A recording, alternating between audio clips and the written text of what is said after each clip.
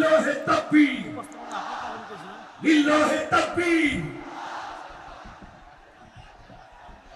যশোরের স্মার্ট ছেলেরা, এই যে আমি যাদেরকে দেখতে পাচ্ছি, all are the Gen Z of Jessore. যারা জেন জি, ওরা স্মার্ট, ওরা ইশারা ইঙ্গিতে কাজ করে। এই যে পুরো গদি উল্টায় দিছে, ঠিক কিনা? 24-এর ছাত্র নাগরিক অভ্যুত্থান আমাদের দেখিয়ে দিচ্ছে কিভাবে চোখের ইশারায় গদি উল্টে দিতে হয়। তো এই জেনজিদের নিয়ে বসেছি, ওরা তো স্মার্ট, ওরা ডিস্টার্ব করবে না। মেহরবানি করে আমার সাথে কানেক্ট করো, 1 to 1, brain to brain, eye to eye, eye contact করো আমার সাথে, তাকাও। কষ্ট হলো আমার দিকে তাকাও, আওয়াজ করা যাবে না, আমার দিকে তাকাও। প্রিয় ভাইয়েরা, হিউম্যান রিসোর্স ডেভেলপমেন্টের ব্যাপারে কিছু কথা বলবো। এই যে আমাদের বিশাল জনসংখ্যা, এই জনসংখ্যাকে কি করে জনসম্পদে রূপান্তরিত করা যায় এ ব্যাপারে কথা বলবো। আমি সূরাতু বনী ইসরাইলের 70 নম্বর আয়াত তেলাওয়াত করেছি। এই আয়াতের আলোকে কিছু কথা আমি আপনাদের সামনে বলবো। আল্লাহ তাআলা ইরশাদ করছেন, ওয়ালাকাদ কাররামনা বনী আদম ওয়া হামালনাহুম ফিল বাররি ওয়াল বাহরি ওয়া রাযাকনাহুম মিনাত তাইয়্যিবাত ওয়া ফাদ্দালনাহুম আলা কাসীরিম মিম্মান খালাকনা তাফদীলা। পড়েন আল্লাহু আকবার। রব্বুল আলামিন বলেন, ওয়ালাকাদ কাররামনা বনী আদম, আমি বনী আদমকে সম্মানিত করেছি, বনী আদমকে মর্যাদা দিয়েছি। ওয়া হামালনাহুম ফিল বাররি ওয়াল বাহর, বনী আদমকে জলে স্থলে, স্থলে এবং সমুদ্রে চলাচলের বাহন দিয়েছি। ওয়া রাযাকনাহুম মিনাত তাইয়্যিবাত, তাদেরকে পবিত্র রিজিকের বন্দোবস্ত করেছি।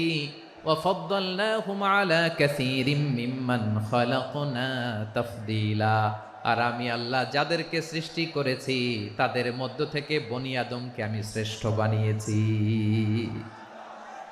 আমরা শ্রেষ্ঠ, আমরা আশরাফুল মাখলুকাত। আমরা কি? এই যে এমনি চিল্লাচিল্লি করে, জিজ্ঞেস করলে বলে না। আমরা আশরাফুল মাখলুকাত, আমরা কি? শ্রেষ্ঠ, সবার চেয়ে সেরা। আমাদের মতো করে আল্লাহ কাউকে বানায় নাই। 2 পায়ে ভর করে শির দ্বারা এরকম স্ট্যান্ড রেখে মাথা উঁচু করে দাঁড়াতে পারে এরকম কোন প্রাণী পৃথিবীতে আছে? এজন্য আল্লাহ বলেন, ওয়ালাকাদ কাররামনা বনী আদম, আমি বনী আদমকে সম্মানিত করেছি, তাদেরকে আমি মর্যাদা দিয়েছি। তাদেরকে আমি যত মর্যাদা দিয়েছি আমার কোন সৃষ্টিকে এত মর্যাদা দেই নাই। পড়েন সুবহানাল্লাহ। I have dignified the status of the sons of Adam. আদমের সব সন্তানের মর্যাদা আমি বাড়িয়েছি। আল্লাহ এখানে বলেননি ওয়ালাকাদ কাররামনাল মুমিনিন, আমি মুমিনের মর্যাদা বাড়িয়েছি, বলেছেন? আল্লাহ এখানে বলেন নাই ওয়ালাকাদ কাররামনাল মুসলিমিন, আমি মুসলিমের মর্যাদা বাড়িয়েছি। আল্লাহ বলেছেন ওয়ালাকাদ কাররামনা বনী আদম, আমি বনী আদমের সম্মান বাড়িয়েছি। হোক সে মুমিন কিংবা কাফের, মুসলিম কিংবা মুশরিক, আস্তিক কিংবা নাস্তিক, আরব কিংবা অনারব, যেই হোক না কেন, আদম সন্তান সবগুলার মর্যাদা বাড়ায় দিয়েছে কে? সবার মর্যাদা আল্লাহ বাড়িয়েছে। মানুষ হিসেবে মর্যাদা। বিশ্বনবী সাল্লাল্লাহু আলাইহি ওয়াসাল্লাম ইহুদির লাশ দেখে দাঁড়িয়ে গেলেন। কার লাশ? আমার যশোরের ভাইয়েরা আওয়াজ করে বলুন, কার লাশ? ইহুদির লাশ দেখে দাঁড়ায় গেলেন। সাহাবারা বললেন, ইয়া রাসূলুল্লাহ, আপনি দাঁড়ালেন যে, এটা তো ইহুদির লাশ। বিশ্বনবী বললেন, আওয়ালাইসাত নাফসান, এটা কি মানুষ নয়? এটা হোক ইহুদি হোক খ্রিস্টান, এটা তো মানুষ। আমি মানুষ দেখে দাঁড়িয়েছি। আই স্যালিউট দ্য হিউম্যানিটি, আমি মানবতাকে সম্মান করেছি। পড়েন সুবহানাল্লাহ। তাহলে এই জমিনে মানুষের মর্যাদা বেশি, হোক আস্তিক হোক নাস্তিক, হোক মুমিন কিংবা কাফের। আদমের সন্তান হলে, মানুষ হলেই তার মর্যাদা বাড়িয়েছে কে? আমার কলিজার টুকরা যশোরের ভাইয়েরা, মানুষের মর্যাদা আল্লাহ এত বাড়িয়েছেন, মানুষ জীবিত থাকলেও যেমনি মর্যাদাবান, মরে গেলেও মর্যাদাবান। সুবহানাল্লাহ পড়েন। মানুষ মরে গেলে এই ডেড বডিটা কি হয়? পচে যায়, গলে যায়, মাটির সাথে মিশে যায়। তাই বলে আপনি ডেড বডির সাথে যাচ্ছে তাই করতে পারবেন না। পারবেন? কেউ যদি অন্যায় করে, তাকে যদি আপনি শাস্তির আওতায় আনেন, যা মনে চায় করতে পারবেন না। তারা আগুন দিয়ে পোড়াতে পারবেন না, নাক কাটতে পারবেন না, কান কাটতে পারবেন না, অঙ্গ বিকৃতি করতে পারবেন না। কারণ মানব জাতির মর্যাদা স্বয়ং দিয়েছে কে? ডেড বডি পচে যাবে, গলে যাবে, তারপরে ইসলাম বলে না, খবরদার, এই মরা লাশটারও একটা মর্যাদা আছে না নাই? ইসলাম বলে এই লাশটা গলে যাবে, পচে যাবে, কিন্তু এটার অমর্যাদা করো না। কর্পূর দিয়ে, খেজুর পাতা দিয়ে এটাকে ওয়ার্ম ওয়াটার দিয়ে, গরম পানি দিয়ে ধৌত করো, সাদা শুভ্র ধবধবে কাপড় দিয়ে লাশটাকে তুমি কাভার করো, তারপরে খাটিয়ার মধ্যে লাশটাকে রেখে বিশাল একটা প্রোগ্রাম করো, একটা ফিউনারাল প্রোগ্রাম করো। ওই প্রোগ্রামের ডানে বায়ে পেছনে লাশটারে রাখলে হবে না, প্রোগ্রামের একেবারে সামনটাতে তুমি লাশটাকে রাখো। সুবহানাল্লাহ। একটা ফিউনারাল প্রোগ্রাম করতে হবে, তাকে শেষ বিদায় জানাতে হবে, যেটাকে আমরা জানাজা বলি। কি বলি? জানাজা মানে মাইয়েতের জন্য দোয়া, তার জন্য দোয়া করা হয়, তাকে একটা সিস্টেমেটিক অর্ডারে কবরে রাখা হয়, সুন্দরভাবে সেটাকে কবরস্থ করা হয়, মাটি দেয়া হয়, পানি দেয়া হয়। তার মানে মরে গেলেও মানুষের সম্মান বাড়ায় দিয়েছে কে? এজন্য আল্লাহ বললেন ওয়ালাকাদ কাররামনা বানি আদম, বনি আদমের সম্মান মর্যাদা আমি আল্লাহ বাড়িয়ে দিয়েছি। মানুষের সম্মানে তুমি কখনো আঘাত করো না, ঠিক কি না? তাহলে ভাই, প্রথম মেসেজ হচ্ছে, the first and foremost message tonight to the people of Jashore, আল্লাহ বলেন, I have dignified the status of son of আদম।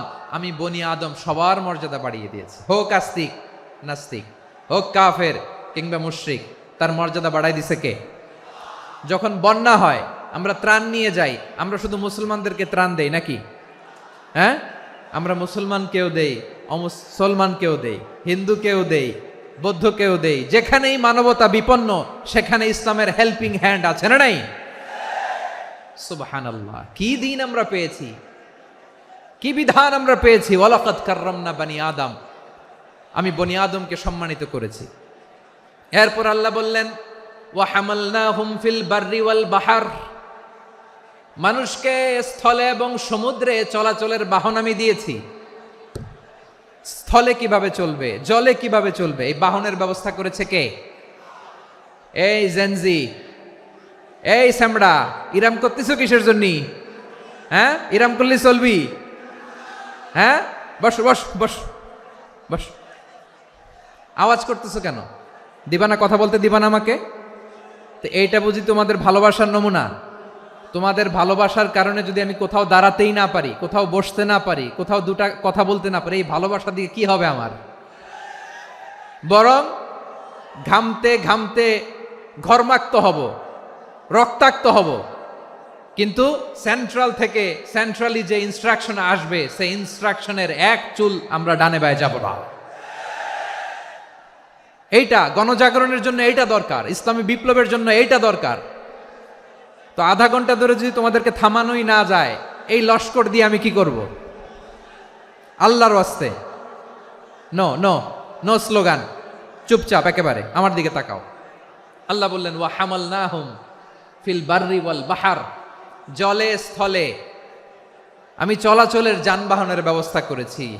আমরা স্থলে ঘোড়ার উপরে চড়ি, উটের উপরে চড়ি, গাড়ির উপরে চড়ি। এই যে গাড়ির ইঞ্জিন বানাইছি আমরা, এটার মেধা দিয়েছে কে? আবার সাগরের মধ্যে আমরা নৌযান, জলযান, বড় বড় জাহাজ দিয়ে এক মহাদেশ থেকে আরেক মহাদেশ যাই, এক দেশ থেকে মালামালগুলো আরেক দেশে পাঠাই। সাগরের ভেতরে নৌকাগুলোরে ধরে রাখলো কে? والفلك التي تجري في البحر بما ينفع الناس, মানুষের উপকার আছে এরকম সরঞ্জামাদি নিয়ে সাগরের উপরে বিশাল বিশাল জলযানগুলো চলে। এগুলো ডুবে যায় না, কাত হয়ে যায় না, পড়ে যায় না। এগুলোকে স্থিতিস্থাপকতাকে ঠিক করে রাখলো কে? আপনারা জাহাজ দেখেছেন? জাহাজ, হ্যাঁ, বাড়ি চট্টগ্রাম হইলে দেখতে পারতেন। দেখছেন? বিশাল বিশাল জাহাজ, বিশাল জাহাজ মালামাল নিয়ে এক মহাদেশ থেকে আরেক মহাদেশে যায়। গত মাসে আমার জাপান সফর ছিল। এই যে বাংলাদেশে যে গাড়িগুলো চালান, বেশিরভাগ গাড়ি আসে কিন্তু জাপান থেকে। হাজার হাজার গাড়ি একটা জাহাজ বহন করতে পারে, হাজার হাজার গাড়ি। এটারে সাগরের মধ্যে ভাসাইলো কে? সবাই বলুন, ভাসালো কে? হাজার হাজার গাড়ি নিয়ে জাপানিজ গাড়িগুলো আমাদের চট্টগ্রামের এয়ারপোর্টের বন্দরে ভিড়ে। যুক্তরাষ্ট্রে আমি দেখেছি বিশাল বিশাল জাহাজ। আপনারা টাইটানিক জাহাজের নাম শুনেছেন? টাইটানিকেরও 8 গুণ 10 গুণ বড়। সুবহানাল্লাহ কইবেন না? টাইটানিক জাহাজের 8 গুণ 10 গুণ বড় একটা জাহাজ আছে, আইকন অফ দ্য সি, আমি দেখে এসেছি। রয়্যাল ক্যারিবিয়ান দেখে এসেছি। সাগরের সামনে জেটিতে যখন দাঁড়ালাম, জাহাজটা যখন যায়, আমার মনে হচ্ছে একটা শহর, গোটা শহর, the entire city is floating on the water. পুরো একটা শহর মনে হয় পানির উপর দিয়ে ভেসে যাচ্ছে। পড়েন সুবহানাল্লাহ। এই যে আইকন অফ দ্য সি, এই ক্রুজ, এই জাহাজটা, এটার ভিতরে স্টেডিয়াম আছে। কিসের ভিতরে স্টেডিয়াম? কথা বুঝে নাই বোধহয়। স্টেডিয়াম কিসের ভিতর? সুইমিং পুল আছে, শপিং মল আছে, রেস্টুরেন্ট আছে, ক্লাব আছে, 3000 4000 রুম বিশিষ্ট, কক্ষ বিশিষ্ট হোটেল আছে। এই সবগুলোর নিয়ে এগুলো চলে সাগরের এই দোলার মধ্যে, জলোচ্ছ্বাসের মধ্যে, এই সাগরের ভেতরে এই জাহাজগুলোর ভাষায় রাখছে কে? সূরাতুর আর রহমানে আল্লাহ তাআলা বললেন, ওয়ালাহুল জাওয়ারিল মুনশাআতু ফিল বাহরি কাল আ'লাম ফাবিআইয়ি আলা, সবাই পড়েন, ফাবিআইয়ি আলাই রাব্বিকুমা তুকাযযিবান। পাহাড় সম বড় বড় জাহাজগুলো মাল বোঝাই করে সাগরের মধ্যে ভেসে বেড়ায়। এগুলো দিয়ে মালামাল বহন করা যায়, মানুষরা এক দেশ থেকে আরেক দেশে যায়। এই জাহাজগুলোর সাগরের ভেতরে ভাসায় রাখলো কে? এই আয়াতের ভেতরে আল্লাহ তাআলা সূরাতু বানী ইসরাঈলের এই চমৎকার আয়াতের ভেতরে আল্লাহ তাআলা বেসিক্যালি মানব জাতির প্রতি তার 4টি স্পেশাল অনুগ্রহের কথা বলেছেন। কয়টি? 2টা বলে ফেলছি। 1 নাম্বার, ওয়ালাকাদ কাররামনা বানি আদম, আমি বনি আদমের সম্মান বাড়াইছি। নাকি মুসলমানদের? নাকি মুসল্লিদের? কার সম্মান বাড়িয়েছি? বনি আদমের। তাহলে human dignity, the first part of the verse talks about the human dignity. 2 number অংশ আল্লাহ তাআলা বললেন, ওয়া হামালনাহুম ফিল বাররি ওয়াল বাহর, স্থলে এবং সমুদ্রে আমি তাদের জন্য চলাচলের বাহন দিয়েছি। সুবহানাল্লাহ। তার মানে smooth movement on land and sea, জলে এবং স্থলে যাতে আমরা স্মুথলি মুভ করতে পারি আল্লাহ তাআলা দিয়েছেন। 3 নম্বরে আল্লাহ তাআলা বললেন, ওয়া রাযাকনাহুম মিনাত তাইয়্যিবাত, মানুষের জন্য আমি পবিত্র রিজিকের ব্যবস্থা করেছি। জলে এবং স্থলে যত প্রাণী আছে সবগুলা প্রাণীকে রিজিক দেয় কে? আমাদেরকে রিজিক দেয় কে? সাগরের মাছগুলোকে, বড় বড় তিমি মাছগুলোরে রিজিক দেয় কে? বাতাসের মধ্যে ভেসে বেড়ানো বড় বড় পাখিগুলো, স্ক্যান্ডিনেভিয়ান কান্ট্রি থেকে লক্ষ লক্ষ কোটি কোটি পাখিগুলো যে এক দেশ থেকে আরেক দেশে ট্রান্সফার হয়, এগুলোর রিজিক দেয় কে? রব্বুল আলামিন বলেন, ওয়ামা মিন দাব্বাতিন ফিল আরদি ইল্লা আলাল্লাহি রিজকুহা ওয়া ইয়ালামু মুস্তাকাররাহা ওয়া মুস্তাওদাআহা কুল্লুম ফি কিতাবিম মুবিন। আল্লাহু আকবার। রব্বুল আলামিন বলেন, ভূপৃষ্ঠে বিচরণশীল যত প্রাণী আছে সব প্রাণীগুলোকে আমি আল্লাহ আমার নিজের কুদরতে রিজিকের বন্দোবস্ত করি। এই প্রাণীগুলো কোথায় থাকে, কোথায় যায়, সব জায়গায় আমি রিজিক পৌঁছে দেই। রিজিক কেউ দিতে পারে না, রিজিকের মালিক কে? রিজিকের মালিক তিনি আল্লাহ। এজন্য আল্লাহ তাআলা বললেন, ওয়া রাযাকনাহুম মিনাত তাইয়্যিবাত। এরপর আল্লাহ বললেন, ওয়া ফাদ্দালনাহুম আলা কাসীরিম মিম্মান খালাকনা তাফদীলা। আমি যত প্রাণী সৃষ্টি করেছি সকল প্রাণীর মধ্যে মানুষের মর্যাদা, শ্রেষ্ঠত্ব আমি দিয়েছি। সুবহানাল্লাহ পড়েন। তাহলে 1 নম্বরে আল্লাহ বললেন, আমি বনি আদমের মর্যাদা বাড়ালাম। এরপরে বললেন, স্থলে এবং সমুদ্রে চলাচলের জন্য যানবাহন দিলাম। 3 নম্বরে আল্লাহ বললেন, পবিত্র রিজিকের ব্যবস্থা করে দিলাম। এরপরে আল্লাহ বললেন, যত প্রাণী আছে, সৃষ্টি আছে, সবগুলার উপরে আমি মানুষকে শ্রেষ্ঠত্ব দিলাম। সুবহানাল্লাহ। তাহলে সবচেয়ে বেশি শ্রেষ্ঠত্ব মানুষের। কার? মানুষের। শুধু তাই নয় প্রিয় ভাইরা, আকাশ এবং জমিনে যা কিছু আছে সবকিছু মানুষের জন্য, মানুষের কল্যাণে, মানুষের প্রয়োজনে, মানুষের বশীভূত করে সৃষ্টি করেছেন কে? রব্বুল আলামিন বলেন, হুয়াল্লাযী খালাকা লাকুম মা ফিল আরদি জামিআ। এই জমিনের মধ্যে যা কিছু আমি আল্লাহ সৃষ্টি করেছি সব কিছু আমি মানুষের জন্য সৃষ্টি করেছি। পড়েন সুবহানাল্লাহ। হুয়াল্লাযী খালাকা লাকুম মা ফিল আরদি জামিআ, যা আছে সব আমাদের জন্য, সব আমাদেরকে সার্ভিস দেওয়ার জন্য, আমাদের উপকারের জন্য, আমাদের কল্যাণের জন্য। আওয়াজ করে সবাই পড়ুন আল্লাহু আকবার।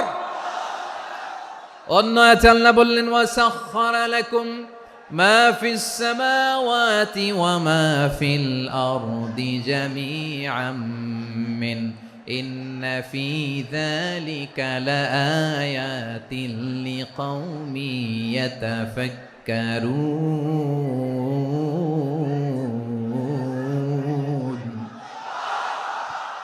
প্রথমে আয়াতে আল্লাহ বললেন, জমিনে যা আছে সব তোমাদের কল্যাণে আমি সৃষ্টি করলাম। এরপরে আল্লাহ বললেন, আকাশেও যা আছে সব তোমাদের জন্য সৃষ্টি করলাম, তোমাদের অনুগত বানায় দিলাম। পড়েন সুবহানাল্লাহ।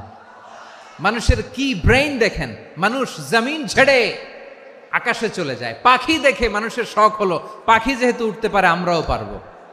অরবিল রাইট, উইলবার রাইট, দুই ভাই মিলে আঁকাঝোঁকা করতে করতে করতে করতে প্লেন বানায় ফেললো। কোন সুবহানাল্লাহ। এখন পাখিও ওরে, আমরাও ওরি। এরপরেই মানুষের কৌতূহল থামে না এখানে। মানুষ চলে গিয়েছে চাঁদে। কোথায় গেছে? এখন কিন্তু চাঁদে জমি বিক্রি হয় জানেন। পৃথিবী নিয়ে মারামারি শেষ, রাশিয়া আমেরিকা এখন ধরছে চাঁদ আর মঙ্গল গ্রহ। এখন চাঁদে জমি বিক্রি হয়, মঙ্গলে জমি বিক্রি হয়। এই চাঁদ, মঙ্গল, বৃহস্পতি, শনি সব আল্লাহ তাআলা আমাদের জন্য বানিয়েছেন। সুবহানাল্লাহ পড়েন। মানুষ সাগরের উপরে চড়ে, শূন্যে ভেসে বেড়ায়, পাহাড় কেটে সুড়ঙ্গ বানায়, টানেল বানায়। মানুষ ব্রডব্যান্ডের লাইন নিয়ে যায় সাগরের ভেতর দিয়ে, এক দেশ থেকে আরেক দেশে, এক মহাদেশ থেকে আরেক মহাদেশে। সুবহানাল্লাহ পড়েন। তার মানে গোটা বিশ্বের সব কিছুর উপরে control, superiority over all creatures, সব কিছুর উপর কন্ট্রোল, মনিটরিং, নিয়ন্ত্রণ, এটা প্রতিষ্ঠা করে দিয়েছে কে? এজন্যই মানুষের শ্রেষ্ঠত্ব। ওয়ালাকাদ কাররামনা বানি আদম, আমি বনি আদমের সম্মান বাড়িয়েছি, মর্যাদা আমি বাড়িয়ে দিয়েছি এই কারণে, কারণ মানুষ সব কিছুর উপর নিয়ন্ত্রণ নিতে পারে। মানুষকে নিয়ে এই কোরআনের সব আলোচনা, মানুষকে নিয়ে এই কোরআনের সব। তাই কোরআনের কেন্দ্রীয় আলোচ্য বিষয় হচ্ছে মানুষ। কোরআনের কেন্দ্রীয় আলোচ্য বিষয় কি? যশোরের ভাইয়েরা বুঝে থাকলে সবাই বলবেন, কোরআনের কেন্দ্রীয় আলোচ্য বিষয় কি? এই যে আমি মূল আলোচনায় যাচ্ছি এখন। কেন মানুষ কোরআনের কেন্দ্রীয় আলোচ্য বিষয়? এই যে ভাইয়েরা, এই যে হাত জোর করে, এই যে Jessore Gen Z, the smart people of Jessore, হাত জোর করে বলতেছে, হাত জোর করে তোদের কাছে আল্লাহর দোহাই লাগে, স্টপ স্টপ। শুরুতে একবার বলেছে, জায়গা না হলে আস্তে আস্তে ধাক্কা দিবা, সামনে না পিছনে, দিয়ে দিয়ে বেরোয় চলে যাও। এলইডিতে দেখো, এই যে এই যে আল্লাহর ওয়াস্তে জায়গা না হলে ওদিকে যাও। কোরআনের মাহফিলে বিশৃঙ্খলা, এটা কাফিরদের আলামত। কাফিররা শীষ দিত, শীষ। বিশ্বনবী কোরআনের তাফসির করলে কাফিররা শীষ দিত আর ক্ল্যাপিং করত, হুইসেল অ্যান্ড ক্ল্যাপিং। তো আমরা কি এখানে বিশৃঙ্খলা করতে আসছি? তো বারবার থামানো লাগে কেন? কোনো আওয়াজ হবে না, বললাম তো, স্টপ। আওয়াজ করে বলুন, কোরআনের কেন্দ্রীয় আলোচ্য বিষয় কি? সবাই বলেননি। এতগুলো মানুষ উত্তর দিলে এতটুকু আওয়াজ হয়, অন্তত আমি বিশ্বাস করি না। যশোর, আওয়াজ করে বলো, কোরআনের কেন্দ্রীয় আলোচ্য বিষয় কি? মানুষ। এই মানুষ কোরআনের কেন্দ্রীয় আলোচ্য বিষয়। মানুষকে আল্লাহ স্বাধীনতা দিয়েছেন। ফামান শাআ ফালইউমিন ওয়া মান শাআ ফালইয়াকফুর। চাইলে মুমিন হতে পারো, চাইলে কাফের হতে পারো, তোমার ইচ্ছা। তবে জেনে রাখো, মুমিন হলে পাবা জান্নাত, কাফির হলে পাবা জাহান্নাম। নাও দ্য ডিসিশন ইজ ইয়ার্স। সিদ্ধান্ত তোমার, জান্নাতে যাবা না জাহান্নামে যাবা। যশোরের ভাইয়ের আওয়াজ করে বলুন, কই যেতে চান, জান্নাতে না জাহান্নামে? ডান দিকে না বাম দিকে? ডানপন্থী না বামপন্থী? চিল্লা চিল্লি না চুপচাপ? চুপচাপ কয়ে আবার চিল্লাচিল্লি শুরু করে দিচ্ছে। মাশাআল্লাহ। তাহলে কোরআনের কেন্দ্রীয় আলোচ্য বিষয় মানুষ। আমার সাথে থাকতে হবে, তোমাদেরকে নিয়ে আমি আলোচনার শেষ পর্যন্ত যাব। অনেক গুরুত্বপূর্ণ কথা বাকি আছে, আমাকে সহযোগিতা করতে হবে। মার্শাল্লাহ, এই তো ঠান্ডা হয়েছে। হ্যাঁ, ঠিক আছে ঠিক আছে ঠিক আছে। মানুষকে আল্লাহ এত স্বাধীনতা দিয়েছেন, মানুষ চাইলে অনেক ভালো হইতে পারে। ভালোর রাস্তাও খোলা, খারাপ হওয়ার রাস্তাও খোলা। ভালো হইলে মানুষ অনেক ভালো, খারাপ হইলে অনেক খারাপ। ভালো হইলে সবচেয়ে ভালো, খারাপ হইলে সবচেয়ে খারাপ। এজন্য সিদ্ধান্ত আপনাকেই নিতে হবে। আল্লাহ তাআলা বলছেন, লাকাদ খালাকনাল ইনসানা ফি আহসানি তাকওয়িম সুম্মা রাদাদনাহু আসফালা সাফিলিন। আমি মানুষকে অনেক সুন্দর অবয়বে, সুন্দর আকৃতিতে সৃষ্টি করেছি। তার শুধু চেহারার ডিজাইনটাই সুন্দর নয়, তার ব্রেনটা বড্ড সুন্দর, তার মানসিকতা বড্ড সুন্দর, তার সৃজনশীলতা বড্ড সুন্দর। পড়েন সুবহানাল্লাহ। আমাদের চেহারা, অবয়ব, ডিজাইন যে সুন্দর তা না, আমাদের ব্রেনটা অনেক সফিস্টিকেটেড ব্রেন, অনেক সফিস্টিকেটেড। এই 1.5 কেজি ব্রেন ইউজ করে মানুষ গোটা বিশ্বে সভ্যতা বিনির্মাণ করেছে, ঠিক কিনা? এই ব্রেন আল্লাহ তাআলা আমাকে দিয়েছে। এটারে কাজে লাগালে, আপনার 6 সেন্স কাজে লাগালে আপনি অনন্য মানুষ হয়ে উঠবেন, মহামানবে রূপান্তরিত হবেন। মানুষ হতে পারে, চাইলেই মহামানব হতে পারে। আবার যদি মানুষ চায় খারাপও হতে পারে। আল্লাহ বললেন শুধু ভালোই না, ভালো হতে চাইলে অনেক ভালো তুমি হতে পারো, আবার খারাপ হতে চাইলে অনেক খারাপ তুমি হতে পারো। সুম্মা রাদাদনাহু আসফালা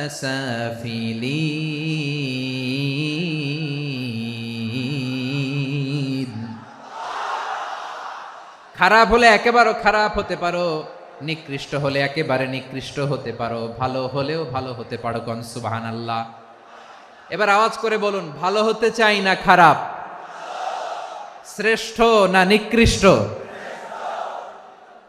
মানুষ ভালো হলে মানুষ ফেরেশতার চেয়েও ভালো, মানুষ খারাপ হলে সে পশুর চেয়েও খারাপ। কথা ঠিক কিনা বলেন? ভালো হলে ফেরেশতার চেয়েও ভালো, খারাপ হলে পশুর চেয়েও নিকৃষ্ট। তার মানে শ্রেষ্ঠত্বে মানুষ, শ্রেষ্ঠত্বে ফেরেশতাকে হার মানায়, আর অধপতনে শ্রেষ্ঠত্বে ফেরেশতাকে ছাড়িয়ে যায়, আর অধপতনে পশুকেও হার মানায়। আই রিপিট, আমি আবারও বলছি, মানুষ শ্রেষ্ঠত্বে ফেরেশতাকে ছাড়িয়ে যায়, আর অধপতনে সে পশুকেও হার মানায়। আওয়াজ করে বলতে হবে ঠিক কিনা? এটার প্রমাণ কি? মানুষ শ্রেষ্ঠ হইলে যে ফেরেশতার চেয়েও সেরা, তার প্রমাণ কি? আল্লাহ তাআলা বলছেন, ওয়া ইয কুলনা লিল মালাইকাতি ইসজুদু লি আদম ফাসাজাদু ইল্লা ইবলিস আবা ওয়াস্তাকবারা ওয়া কানা মিনাল কাফিরিন। আল্লাহ বলেন, স্মরণ করো সে সময়ের কথা যখন আমি ফেরেশতাদেরকে বললাম, ও ফেরেশতারা আদমকে সেজদা দাও। সব ফেরেশতারা সম্মান সূচক সেজদা আদমকে দিল, তারা আদমের জন্য সেজদায় লুটিয়ে পড়লো, একজন ছাড়া, তার নাম ইবলিস। আওয়াজ করে বলেন, তার নাম কি? সে অহংকার প্রদর্শন করলো, সে কাফের হয়ে গেল, বাকি সব ফেরেশতারা সেজদা দিল। সুবহানাল্লাহ। আবার আদম আলাইহিস সালামকে আল্লাহ জিজ্ঞেস করলেন, সব বলে দিল উত্তর, কিন্তু ফেরেশতাদেরকে একই প্রশ্ন জিজ্ঞেস করলেন, তারা উত্তর করতে পারে নাই। তার মানে এর মধ্য দিয়ে প্রমাণিত হয়, মানুষ ভালো হলে ফেরেশতার চেয়েও ভালো, ফেরেশতার চেয়েও মানুষের মর্যাদা বাড়িয়ে দিয়েছে কে? সব নূরের ফেরেশতা যখন মাটির আদমকে সেজদা দেয়, এটা প্রমাণ করে ফেরেশতার চেয়েও মানুষের মর্যাদা বাড়িয়ে দিয়েছে কে? তুমি মাটির আদমকে প্রথম সৃষ্টি করিয়া ঘোষণা করিয়া দিলে শ্রেষ্ঠ বলিয়া, তাই তো নূরের ফেরেশতা করে আদমকে সেজদা। ঠিক কিনা বলেন? তাই তো নূরের ফেরেশতা করে আদমকে সেজদা, সবার চেয়ে সম্মান দিলে মাটির আদমকে। আল্লাহু আল্লাহু তুমি জাল্লে জালালুহু, শেষ করা তো যায় না গে তোমার গুণগান। পড়েন না? পড়েন, আল্লাহু আল্লাহু তুমি জাল্লে জালালুহু, শেষ করা তো যায় না গে তোমার গুণগান। আল্লাহু আল্লাহু আল্লাহু আকবার। আদমের মর্যাদা বেশি, মানুষের মর্যাদা বেশি, মানুষ শ্রেষ্ঠ তার প্রমাণ, নূরের ফেরেশতা মাটির আদমকে সেজদা করে আওয়াজ করে বলেন ঠিক কিনা। তাহলে মানুষ ভালো হলে ফেরেশতার চেয়ে ভালো। আবার মানুষ যদি খারাপ হয় সে পশুর চেয়েও খারাপ, অধপতনে পশুত্বকে হার মানায়। তার প্রমাণ কি? তার প্রমাণ হচ্ছে যশোরের ভাইরা দেখবেন পত্রিকায় নিউজ পেপারে মাঝে মাঝে এরকম দেখা যায়, এক মানুষ আরেক মানুষকে হত্যা করে 20 টুকরা করে বস্তার ভেতরে ভরেছে। আপনারা এই নিউজ পড়েন নাই না? দেখেন নাই? দেখছেন? মানুষ মানুষকে হত্যা করে কয় টুকরা? জোরে বলেন। এখানেই ক্ষান্ত হয় না, আবার কোথায় ভরছে? বস্তার ভেতরে। আচ্ছা, বুঝে থাকলে আওয়াজ করে বলেন, কোনদিন শুনছেন একটা হাতি আর একটা হাতিকে হত্যা করে 20 টুকরা করছে, এরপরে বস্তার ভিতরে ভরছে? হইছে? তাহলে দেখেন, মানুষ যদি খারাপ হয় সে পশুকেও হার মানায়। চিল্লায় বলো ঠিক কিনা। এমনও দুশ্চরিত্র মানুষ আছে যার যার নজর থেকে 6 মাসের ছোট্ট মেয়ে থেকে শুরু করে 80 বছরের বৃদ্ধারাও নিরাপদ নয়। পশুকেও হার মানে। মানুষের ঘর জ্বালিয়ে পুড়ে মেসাকার করে দেয়, জনপদের পর জনপদ জ্বালায় দেয়। এরকম আছে না নাই? তাহলে আমরা বুঝলাম মানুষ ভালো হলে অনেক ভালো, খারাপ হলে অনেক খারাপ। ও আমার কলিজার টুকরা যশোরের ভাইয়েরা, আসুন না 3 দিন ব্যাপী এই তাফসিরুল কোরআনের ঐতিহাসিক প্রোগ্রাম থেকে আমরা সিদ্ধান্ত নেই, আমরা ভালো মানুষ হব নাকি খারাপ মানুষ হব। কলিজা থেকে, প্রাণ থেকে আওয়াজ করে সবাই বলুন, ভালো মানুষ নাকি খারাপ মানুষ? ভালো মানুষ হইতে হবে। ভালো মানুষ যারা জগৎটাকে এনলাইটেন করবে, যারা সত্যের বীর সেনানী হয়ে দাঁড়াবে, যারা সত্যের পক্ষে কথা বলবে, যারা জালিমের মসনদকে ভেঙে খান খান করে দেবে। এরকম হওয়ার দরকার আছে না নাই? এরকম ভালো মানুষ আমরা হতে চাই কি চাই না? মানুষকে যত্ন নিলে মানুষ যে কত ভালো হয় আপনি কল্পনাও করতে পারবেন না। এই যে আপনাদের যশোরে যে ভালো ছেলেগুলো আছে, যে ভালো তরুণগুলো আছে, যে যুবকগুলো আছে, যে ভালো আলেমরা আছে, ভালো নেতারা আছে, সবাই যদি তাদের মতো হতো, পুরো যশোরটা একটা জান্নাতের টুকরা হয়ে যেত। আওয়াজ করে বলেন ঠিক কিনা। মানুষকে নার্চারিং করলে, মানুষকে পলিশ করলে, মানুষকে গ্রুমিং করলে, মানুষকে সঠিক তারবিয়া দিলে মানুষ অনন্য হয়ে ওঠে। প্রতিটি মানুষ অনন্য। আমি অনন্য, আপনি অনন্য, আমরা সবাই অনন্য। সুবহানাল্লাহ বলেন। মানুষকে আল্লাহ তাআলা দিয়েছেন অসীম ক্ষমতা। সুবহানাল্লাহ। একটা মানুষ পারে না এমন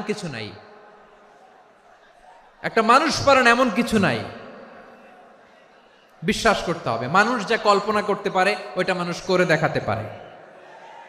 যশোরের ভাইয়ের, আই রিপিট, আমি আবারও বলছি, এই চিল্লাচিল্লি করলে আমার এই গুরুত্বপূর্ণ কথা তোমরা মিস করবা। কপাল পড়া হয়েও না, আওয়াজ করে কপাল পড়া হবে না। আমার দিকে তাকাও। মানুষ যা কল্পনা করতে পারে সেটা মানুষ করে দেখাতে পারে। তুমি তোমার কল্পনার রাজ্যকে সাজাও, তোমাকে হারাতে পারে এমন কোন শক্তি আল্লাহর জমিনে নাই। তোমার কি শক্তি, কি সম্ভাবনা তুমি জানোই না মিয়া। তুমি এদিকে তাকাও কেন? তোমার রাস্তা তো ওই দূরে। তুমি কোথায় যাবে, আল্লাহ তোমার টেনে কোথায় নিয়ে যাবে তুমি কিছুই জানো না। প্ল্যান বিগ, ড্রিম বিগ, কল্পনার শক্তিকে বড় করো। মানুষ যা কল্পনা করতে পারে মানুষ তা করে দেখাতে পারে। মানুষের কাছে অসাধ্য কিছু নাই মৃত্যু ছাড়া, এক্সেপ্ট ডেথ। মৃত্যু ছাড়া মানুষ সবকিছুকে জয় করতে পারে। মৃত্যু ছাড়া যে কোনো অসাধ্যকে সাধন করার ক্ষমতা মানুষকে দিয়ে দিয়েছে কে? হারার জন্য তোমার জন্মই হয় নাই, তোমার জন্ম হয়েছে জিতার জন্য, বিজয়ের জন্য তোমার জন্ম। মানুষের শুরুটাই হয় বিজয় দিয়ে। যশোর, আওয়াজ করে বলো, মানুষের শুরু হয় কি দিয়ে? আমরা যখন আমার পিতার পৃষ্ঠদেশে ছিলাম, পিতার পৃষ্ঠদেশ থেকে শুক্রাণু যখন মায়ের গর্ভদেশে যেয়ে পড়ে, কতটা শুক্রাণু ভ্রমণ শুরু করে জানো? 20 কোটি শুক্রাণু। একবার সিমেন আউট হলে সেখানে 20 কোটি শুক্রাণু থাকে, ভ্রমণ শুরু করে। ওই 20 কোটি শুক্রাণুর মধ্যে থেকে তুমি আমি আজকে এক বিকশিত শুক্রাণু মানব রূপে পৃথিবীতে এসেছি, সুবহানাল্লাহ।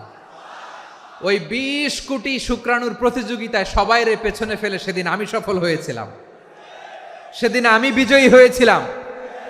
সেদিন আমি এত ছোট ছিলাম, মাইক্রোস্কোপ দিয়েও আমার অস্তিত্ব টের পাওয়া যায় না। আমি এত তুচ্ছ ছিলাম, নগণ্য ছিলাম, আমার কান ছিল না, আমার চোখ ছিল না, আমার হাত ছিল না, আমার জন্য রিকমেন্ডেশন করার মতো মামু ছিল না, খালা ছিল না, কেউ ছিল না। তারপরেও ওই প্রতিযোগিতায়, ওই কম্পিটিশনে যখন আমারে কেউ হারাতে পারে নাই, আল্লাহর জমিনেও আমারে কেউ হারাতে পারে না। হারার জন্য তোমার জন্মই হয় নাই, তুমি আসছোই জিতার জন্য, সুবহানাল্লাহ। বিশ্বনবী বলেন, আন্নাসু মাআদিন কামাআদিনি যাহাবি ওয়াল ফিদ্দা খিয়ারুহুম ফিল জাহিলিয়াতি খিয়ারুহুম ফিল ইসলাম। Peoples are like mines of gold and silver. সোনার খনি, রূপার খনি, এর চেয়েও বড় খনি হচ্ছে এই মানব সম্পদের খনি। আওয়াজ করে বলেন আল্লাহু আকবার। আল্লাহ তাআলা এই সম্পদ আমাদেরকে দিছে। বিশ্বনবী বলেন, মানুষ হচ্ছে খনির মতো। খিয়ারুহুম ফিল জাহিলিয়াতি খিয়ারুহুম ফিল ইসলাম। জাহিলি যুগে যারা সেরা, ইসলামেও তারা সেরা। ইদা ফাকুহু, যদি তারা বুঝবান হয় তাহলে তাদেরকে সেরা বানায় দিবে কে? তাহলে মানুষের চেয়ে সেরা কেউ হতে পারে? মানুষের চেয়ে অনন্য কেউ হতে পারে? মানুষকে কেউ হারাতে পারে? আওয়াজ করে বলো, তোমাকে কেউ হারাতে পারবে? এই সাহস জাগছে আজকের আলোচনা থেকে। আমি তুমি অনন্য, আমাকে তোমাকে হারায় দেওয়া এত সহজ না, ঠিক কিনা? একটা কথা জীবনের সাথে সেট করে নিতে হবে, আমি জিতি নয় শিখি, আমি কখনো হারি না। জীবনের সাথে সেট করে নাও, জেনজি অফ জেসর, আমি কখনো হারি না, আমি হয় জিতি নয় শিখি। চিল্লায় বলো ঠিক কিনা? আমি কখনো হারি না, আমার হারানো এত সোজা না। কি সাহস জাগছে? বুকে সাহস জাগছে? তাকবীর পড়ো, লিল্লাহে তাকবীর। তাহলে বিশ্বনবী বললেন, নাসু মাআদিন, মানুষ হচ্ছে খনি। এই ধাক্কা ধাক্কি, আমি জানি এগুলো ভালোবাসার ধাক্কা ধাক্কি, এজন্য আমি সহ্য করে নেই। এগুলো যে ভালোবাসার ধাক্কা ধাক্কি, এটা আমরা বুঝি। পৃথিবীর কোনো আইন, সিকিউরিটি প্রটোকল দিয়ে এটারে মানানো যাবে না, কারণ এটা তো ভালোবাসা, লাভ। লাভ কোনো আইন কানুন দিয়ে বাধা যায় না, মানানো যায় না, ঠিক কিনা বলো?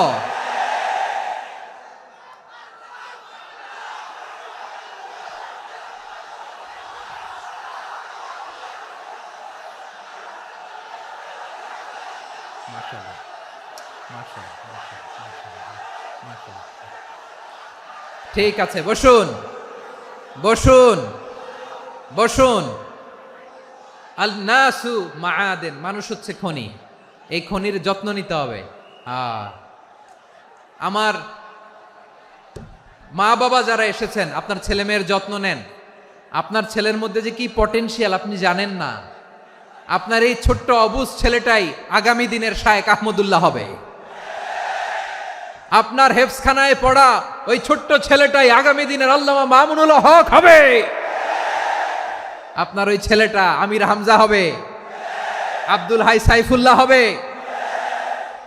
এভাবে বড় বড় আলেম হবে, তারা যুগশ্রেষ্ঠ আলেম হবে। সেই একদিন এই বাংলাদেশের পার্লামেন্টে যে বক্তব্য দিয়ে যশোরের পক্ষে কথা বলবে। আপনি জানেন না, কাউকে ছোট করবেন না আপনি। ওর কনফিডেন্স আপনি কমাবেন না, আপনি কমাতে পারেন না। প্যান্ডেলে আমার যে মা বোনেরা আছেন, ছেলে মেয়েদেরকে কখনো ছোট করে কথা বলবেন না। ও যে কোথায় যাবে আপনি জানেন না। আপনি মা হয়ে তাকে সাহস দিবেন, তার কল্পনার জগৎটাকে সাজাতে তাকে উৎসাহিত করবেন, ঠিক কিনা বলেন? আর আমার প্যান্ডেলের আমার প্রিয় শ্রদ্ধাশীলা মায়েরা বোনেরা, আপনারা তো আরো দামি সম্পদ। বিশ্বনবী বলেন, আর দুনিয়া কুল্লুহা মাতা।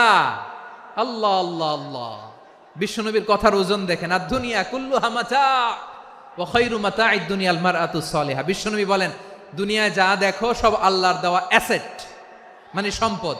আর এত অ্যাসেটের ভিড়ে সবচাইতে শ্রেষ্ঠ সম্পদ হচ্ছে নেককার নারী। সুবহানাল্লাহ। ভাইয়েরা, বোনের সাথে খারাপ আচরণ করো না। সন্তান মায়ের সাথে খারাপ আচরণ করো না। আমাদের মায়েরা আমাদের asset, they are our priceless asset.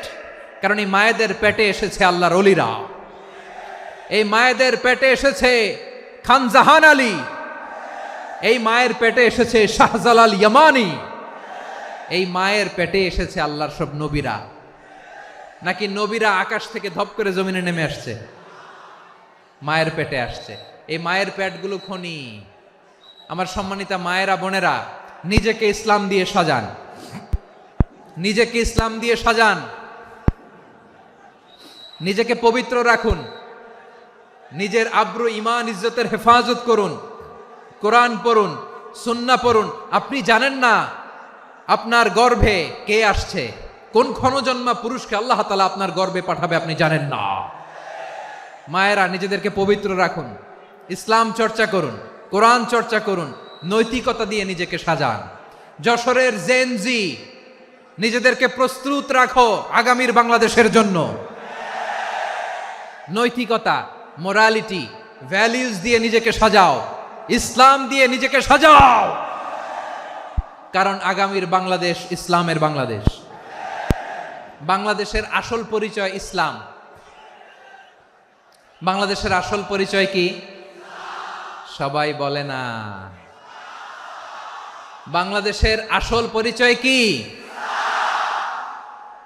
এই ইসলাম নিয়ে আমরা সংসদ ভবন সাজাবো, রাজি আছি না নাই?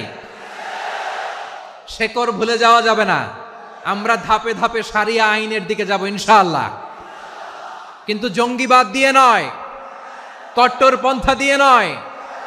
আমরা ইন্টেলেকচুয়ালি, গ্রাজুয়ালি, ধাপে ধাপে শারিয়া আইনের দিকে মুভ করব ইনশাআল্লাহ। বলো লিল্লাহি তাকবীর। এদেশের আসল পরিচয় সবাই বলে না, আওয়াজ করে, এদেশের আসল পরিচয়। এদেশে আজান শুনে সূর্য ওঠে শহর গ্রামে, এদেশে আজান শুনে সূর্য ডুবে সন্ধ্যা নামে, এদেশে সকল কাজে সবাই বলে বিসমিল্লাহ, এদেশে ভালো কিছু দেখে শুনে হাসি মুখে সবাই বলে মাশা আল্লাহ, সুবহানাল্লাহ, সুবহানাল্লাহ, সুবহানাল্লাহ, সুবহানাল্লাহ, সুবহানাল্লাহ, সুবহানাল্লাহ, সুবহানাল্লাহ, সুবহানাল্লাহ। ও নবীন তরুণ, তোমার কিসের এত ভয়? জেনে রেখো বাংলাদেশের আসল পরিচয়। বাংলাদেশের আসল পরিচয় ইসলাম। আওয়াজ তুলে বলো, আসল পরিচয় কি? এদেশে পরস্পরে দেখা হলে দেয় সালাম, এদেশে আমজনতার হৃদয় জুড়ে পাক্কালাম, ঠিক কি না? এদেশে বিপদ এলে সর্বজনে সর্বক্ষণে দোয়া পড়ে ইন্না লিল্লাহ, সুবহানাল্লাহ, সুবহানাল্লাহ, সুবহানাল্লাহ, সুবহানাল্লাহ। এদেশে আজান শুনে সূর্য ওঠে শহর গ্রামে, এদেশে আজান শুনে সূর্য ডুবে সন্ধ্যা নামে, এদেশে সকল কাজে সবাই বলে বিসমিল্লাহ, এদেশে ভালো কিছু দেখে শুনে হাসি মুখে সবাই বলে মাশা আল্লাহ, সুবহানাল্লাহ। আওয়াজ করে সুবহানাল্লাহ, সুবহানাল্লাহ, সুবহানাল্লাহ, সুবহানাল্লাহ। সবাই একসাথে সুবহানাল্লাহ, সুবহানাল্লাহ, সুবহানাল্লাহ, সুবহানাল্লাহ। এদেশের আসল পরিচয় কি? আওয়াজ করে বলতে ভয় লাগে। এদেশের আসল পরিচয় কি? ইসলাম দিয়ে আমাদের সংসদ ভবন চলুক, আমরা চাই কি চাই না? বঙ্গভবনে লা ইলাহা ইল্লাল্লাহর পতাকা উড়ুক, আমরা চাই কি চাই না? প্রতিটি জেলা অফিসে, ডিসি অফিসে লা ইলাহার পতাকা ঝুলুক, আমরা চাই কি চাই না? কারা কারা চাই হাত তুলে আল্লাহরে দেখায়।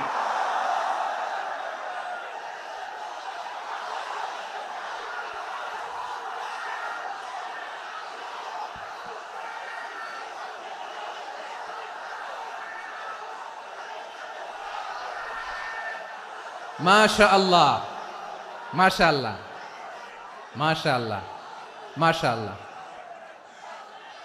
যশোর, আওয়াজ করে বলো, ভালো মানুষ না খারাপ মানুষ? বুঝে বলছো তো? মানুষ ভালো হলে যে কত ভালো।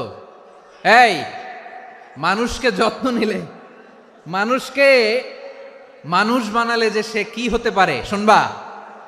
হ্যাঁ, নাকি মোনাজাত দিয়ে দিব? শুনবা? তাহলে থামতে হবে। থামো, আমি যখন বলবো থামো থামো, তাকবীরের সময় দিলে তাকবীর, থামো থামো। মানুষকে যত্ন নিলে, এই এদিকে এদিকে, ড্রোন নামায় ফেলো, হয়েছে, ড্রোনের ফুটেজ হয়ে গেছে, এবার ড্রোন নামায় ফেলো, আমার দিকে তাকাও। মানুষকে, তোমরা এদিক সেদিক তাকালে তো গুরুত্বপূর্ণ পয়েন্ট মিস হয়ে যাবে। এদিকে এদিকে, হ্যাঁ মাস ঠিক আছে, এদিকে। মানুষকে যত্ন নিলে মানুষের মধ্যে যে আল্লাহ কি পটেনশিয়াল রেখেছে। আমি জাপানের দুইটা উদাহরণ দেই। জাপানের, এই এই এভাবে এভাবে হবে,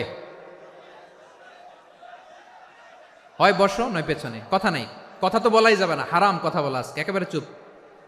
আজকের জন্য হারাম করে দিছে আমি, এই কিছু সময়ের জন্য একেবারে নিষিদ্ধ। জাপানের দুইটা উদাহরণ দেই, খেয়াল করে একটু শুনেন, বুঝবেন। আল্লাহ, 2022 সালে জাপানের সাথে জার্মানির খেলা, ফিফা ওয়ার্ল্ড কাপ 2022। এক পক্ষে জাপান, আরেক পক্ষে কোন দেশ? কথা শোনে নাই। এক পক্ষে কোন দেশ, আরেক পক্ষে সবাই, এক পক্ষে আরেক পক্ষে। ওই খেলায় জিতেছিল জাপান, জিতেছিল 22 সালের এই ফিফা ওয়ার্ল্ড কাপে। জাপান ফুটবল খেলায় জিতে, as a part of their celebration, তারা খেলার পরে পুরো স্টেডিয়ামটারে ক্লিন করে, the fan base of Japan, লক্ষ লক্ষ মানুষ খেলা দেখতে যায়, তো এত ডাস্টবিনও তো নাই, তো যারা ডাস্টবিনে জায়গা পায় নাই তারা এই যে চকলেটের প্যাকেট, পানির বোতল, চিপসের প্যাকেট তারা এদিকে সেদিকে রেখে দিয়েছে। জাপানের ভক্তরা, জাপানের ফলোয়াররা, as a part of their celebration, তারা খেলার পরে পুরো স্টেডিয়ামের সব ময়লা আবর্জনা ক্লিন করে তারপরে বিদায় নিয়েছে। তাদেরকে কি ক্লিন করার দায়িত্ব দেয়া হয়েছিল? এই যশোর, জাপানের যে ছেলেরা খেলা দেখতে গেছিল ওদেরকে কি ক্লিন করার দায়িত্ব দিছিল? তারা কি স্টেডিয়ামের পরিচ্ছন্নতা কর্মী?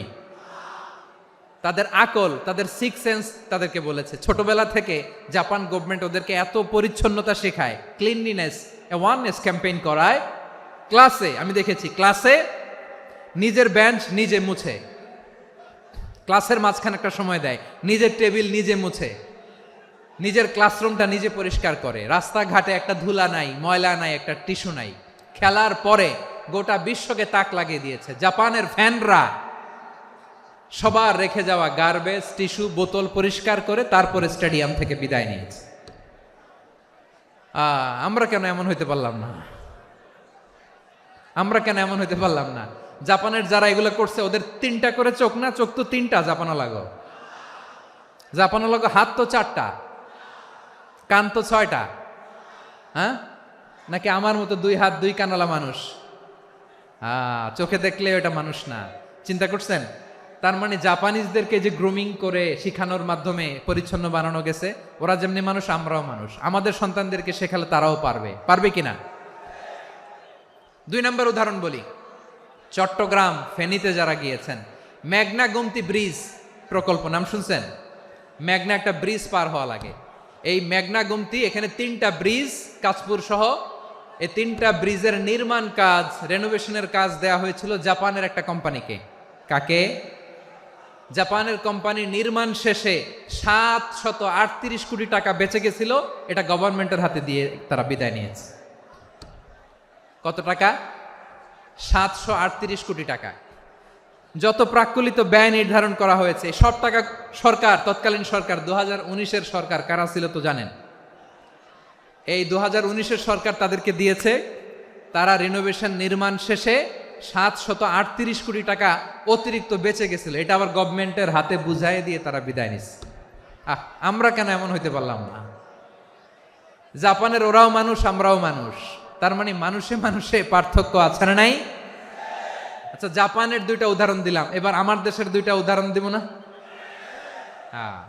বাংলাদেশের 2টা উদাহরণ দিই। 1 নম্বর উদাহরণ, গত সপ্তাহে আপনারা জানেন কক্সবাজার আমার একটা প্রোগ্রাম ছিল, তো হেলিকপ্টারে গিয়েছিলাম। ফেনী জেলা যখন পার হচ্ছি আমি দেখলাম 3টা উইন্ডমিল। উইন্ডমিল চিনেন তো? বিশাল পিলার, 3টা 4টা পাখা থাকে। বায়ু বিদ্যুৎ কেন্দ্র, বাংলাদেশের প্রথম বায়ু বিদ্যুৎ কেন্দ্র এটা। মুহুরী প্রজেক্ট বলে এটার, সম্ভবত মুহুরী প্রজেক্ট। তো সাগরের বাতাসের ঝাপটায় এটা ঘুরে এনার্জি হয়, ইলেকট্রিসিটি উৎপাদন হয়। তো আমি পাইলটকে বললাম, ভাই এগুলো থেকে কেমন ইলেকট্রিসিটি উৎপাদন হয়? কয় হুজুর একটুও হয় না, কিছুই হয় না। কিছুই হয় না মানে? বলে হুজুর বাংলাদেশে যত উইন্ড মিল আছে এটার পাখা একটাও ঘুরে না। আল্লাহ, বলেন কি? তাহলে এই যে কোটি কোটি টাকা ব্যয় করে যে উইন্ড মিল, কয় হুজুর ভিতরে ফিটফাট, উপরে ফিটফাট, ভিতরে সদরঘাট। তার মানে কোটি কোটি টাকা দিয়ে এই উইন্ড মিল বানায়, এখানে কিছু নাই। দুর্নীতির আড্ডাখানা, আখড়াখানা বাংলাদেশ, ঠিক কিনা বলেন?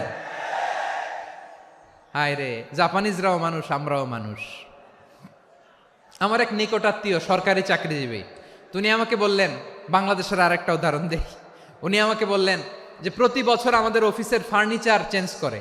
আমি বললাম প্রতি বছর ফার্নিচার চেঞ্জ করে কেন? বলে যে ফার্নিচার নতুন পারচেজ করলেই তো এখানে টাকা, নতুন কিনতে পারলেই টাকা, নতুন উন্নয়নের সবক শোনাতে পারলেই টাকা। প্রথম আলোর রিপোর্ট, কি আলো? প্রথম আলোর রিপোর্ট, গত 15 বছরে উন্নয়নের নামে লুটপাট হয়েছে প্রায় 3.25 লাখ কোটি টাকা। কার রিপোর্ট? আমাদের বানানো কথা। প্রথম আলোর রিপোর্ট। গত 15 বছরে কারা ছিল জানেন তো? হ্যাঁ, শুধু ওনাদেরকেই দোষ দিয়ে লাভ নাই। স্বাধীনতার পর থেকে শুধু শাসকের হাত বদল হয়েছে, আমরা কিছু পাই নাই, ঠিক কিনা বলেন? শুধু ওনাদের দোষ দিয়ে কি লাভ? একদল খাইছে, আরেক দল খাওয়ার জন্য রেডি হয়ে আছে। আমরা এরকম চাই না। আমরা চাই স্বাধীন সার্বভৌম বাংলাদেশ। আমরা চাই দুর্নীতিমুক্ত বাংলাদেশ। আমি নিউজটা যে কতবার পড়লাম, এটা কি সম্ভব? 3.25 লাখ কোটি টাকা লুটপাট, মানে লুটপাট করতে করতে এদেশের জনগণকে ফুটপাতে বসায় দিচ্ছে। প্রিয় ভাইয়েরা, তাহলে জাপানের মানুষও মানুষ, আমরাও মানুষ। সিদ্ধান্ত আপনার, কোন মানুষ হবেন, ভালো মানুষ না খারাপ মানুষ?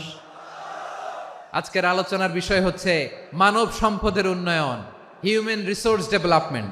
It's a process to increase the capacity of knowledge, skill, capacity of the people of a country. একটা দেশের মানুষের জ্ঞান, তাদের দক্ষতা কি করে বাড়ানো যায়, বাড়িয়ে দেশের উন্নয়ন করানো যায়, এটাই হচ্ছে মানব সম্পদ উন্নয়নের মূল কথা। তাহলে মানব সম্পদ হচ্ছে একটা দেশের সবচাইতে শক্তিশালী পুঁজি। প্রাকৃতিক সম্পদ, খনিজ সম্পদের চেয়েও দামি হচ্ছে মানব সম্পদ। আমার প্রিয় যশোর, প্রাকৃতিক সম্পদ, খনিজ সম্পদের চেয়ে দামি সম্পদ কি সম্পদ? আল্লাহ তাআলা দয়া করে আমাদেরকে এই মানব সম্পদ দিয়েছেন। আসুন আমাদের এই মানুষগুলোকে আমরা সোনার মানুষ বানাই। রাজি আছেন তো সবাই? রাজি আছেন? মানুষ পারে না এমন কোনো কিছু নাই, চাইলে সব পারে। এজন্য মানুষকে তারবিয়া দিতে হবে, যথাযথভাবে তাদেরকে গড়তে হবে। আসুন আমরা সিরাতের আয়নায় বিশ্বনবীর জীবনী থেকে দেখি তিনি কিভাবে হিউম্যান রিসোর্সকে ম্যানেজ করতেন। যদি আপনাদের সময় হয়, দু একটা উদাহরণ দিয়ে আজকে আমি আমার আলোচনার বিদায় নিব। হবে? সময় হবে কয়েক মিনিট? হ্যাঁ, শান্ত থাকবেন তো? শান্ত থাকবা? হ্যাঁ, ঠিক আছে। এই ধাক্কার মধ্যে ঢুকছে, এবার মজা বুঝতেছো তো? হ্যাঁ, মানা করছিলাম না? ঠিক আছে, টের পাও। হ্যাঁ, ঠিক আছে। যে আওয়াজ করবে আমি ওকে দেখতেছি, কে কে আওয়াজ করে দেখতেছি। শেষ কথা, শেষের দিকে চলে আসছি। বিষ্ণু ইসলাম কিভাবে হিউম্যান রিসোর্সকে ম্যানেজ করতেন, মজার কথা আছে কয়েকটা, বলে বিদায় নিব।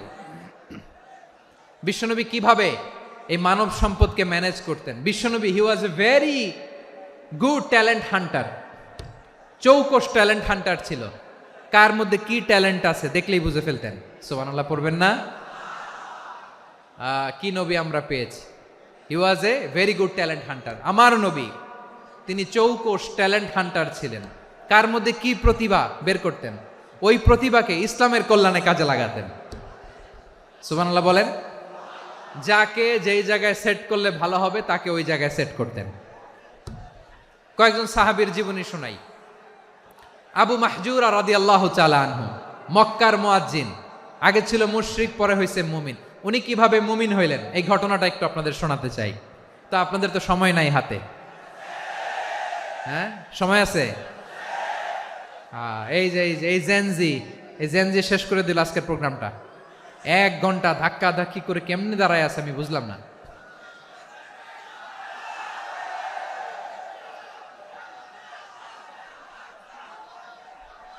না না, তাকবির না, তাকবির না, চুপ করতে হবে। What I need you stop,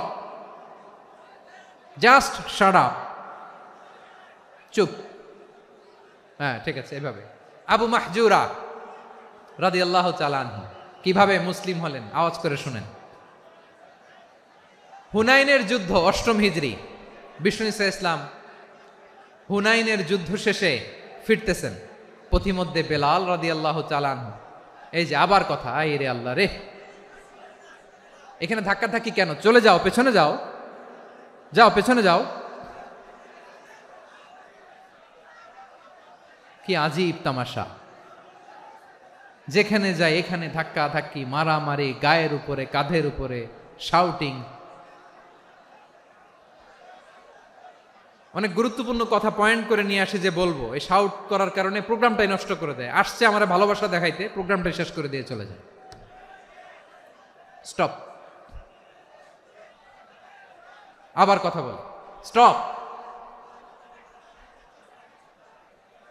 হুনাইনের যুদ্ধে 8ম হিজরি, কত হিজরি সবাই বলেন না একটু, কত হিজরি? 8ম হিজরিতে হুনাইনের যুদ্ধে রাসূল সাল্লাল্লাহু আলাইহি ওয়াসাল্লাম ফিরে আসতেছেন মদিনায়। পথিমধ্যে বেলাল রাদিয়াল্লাহু তাআলা আনহু আজান দিচ্ছেন। কি দিচ্ছেন? তো পাশে ছিল মুশরিকদের একটা পল্লী, কিছু মুশরিক তরুণ, কিছু অমুসলিম কিশোর, তারা আজানকে ব্যঙ্গ করতেছে। আমাদের বাংলায় মুখ ভেঙ্গানো বলে আর কি। বেলাল রাদিয়াল্লাহু তাআলা আনহু আজান দিচ্ছেন, ওই বাচ্চাগুলো মুশরিক, তো ওরা আজানকে ব্যঙ্গ করতেছে, বিকৃতি করে ওরাও আজান দিচ্ছে। উদ্দেশ্য হচ্ছে আজানকে নিয়ে ঠাট্টা করা। উদ্দেশ্য কি? ঠাট্টা করা। ব্যাপারটা মনে কষ্ট পাওয়ার মতো ব্যাপার না? কিন্তু বিশ্বনবী ওইখানে দেখেন কি খুঁজলেন। বিশ্বনবী খেয়াল করলেন অমুসলিম কিশোরদের মধ্য থেকে একটা কিশোরের গলাটা বড় দরাজ গলা, কণ্ঠটা বড় সুন্দর। খেয়াল করে দেখলেন যে কিছু কিশোর বেলালের আজানকে ব্যঙ্গ করে, বিকৃতি করে, কিন্তু একজনের কণ্ঠ দেখতে পাচ্ছেন না এত দূরে, কিন্তু কণ্ঠটা বড় সুন্দর, দরাজ গলা। বিশ্বনবী সাহাবীদেরকে বললেন, ধরো এগুলারে, ধরো। সবগুলারে ধরে বিশ্বনবীর সামনে আনা হলো। ওরা হাঁটু গেড়ে বসলো। বিশ্বনবী বললেন, তোমাদের মধ্যে কে যেন ব্যঙ্গ করে আজান দিচ্ছিল, তার গলাটা বড় উঁচু, গলার বেসটা বড় মজবুত, মেলোডিয়াস, সুমধুর কণ্ঠ। কে? আবু মাহজুরা বলে, আমার বন্ধুরা সবাই আমার দিকে আঙ্গুল দেখায়, আমি পড়ে গেছি বিপদে। রাসূল সাল্লাল্লাহু আলাইহি ওয়াসাল্লাম বাকি অমুসলিম তরুণদেরকে ছেড়ে দিলেন, বললেন তোমরা যাও। এবার আবু মাহজুরারে পাইছে। আবু মাহজুরার চুলের মধ্যে হাত দিলেন বিশ্বনবী, মাথায় হাত দিয়ে বললেন, এবার আজান দাও দেখি। আবু মাহজুরা বলে, আমি তো আজান দিতে জানি না, কারণ আমি তো বেলালেরটা শুইনা দিছি, আমার তো মুখস্থ নাই, আমি তো আজান দিতে জানি না। বিশ্বনবী বললেন, জানো না? তাহলে আসো, আমি তোমারে শিখাই দেই। সুবহানাল্লাহ পড়েন। আবু মাহজুরা হাঁটু গেড়ে বসে, বিশ্বনবীর মোবারক হাত আবু মাহজুরার চুলের মধ্যে। বিশ্বনবী আজানের মুআল্লিম আবু মাহজুরাকে বলতেছে, ঠিক আছে তোমারে শিখাই দিচ্ছি, আমি যা যা বলবো আমার সাথে সাথে বলো, পারবা? আবু মাহজুরা বলে, পারবো। বিশ্বনবী আজান দিচ্ছেন, মাথায় হাত দিয়ে, আল্লাহু আকবার, আল্লাহু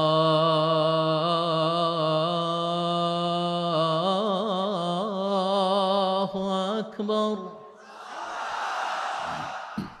আবু মাহজুরা এই বাক্যটা পড়লেন। বিশ্বনবী দ্বিতীয় বাক্য পড়তে আরম্ভ করলেন, আল্লাহু আকবার,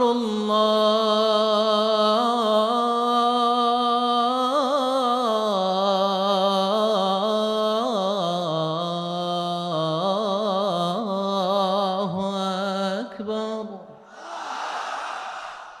আবু মাহজুরা এই বাক্যটাও বললেন। বিশ্বনবী আবু মাহজুরার মাথার মধ্যে হাত দিয়ে তৃতীয় বাক্য পড়লেন, আশহাদু আল্লা ইলাহা ইল্লাল্লাহ,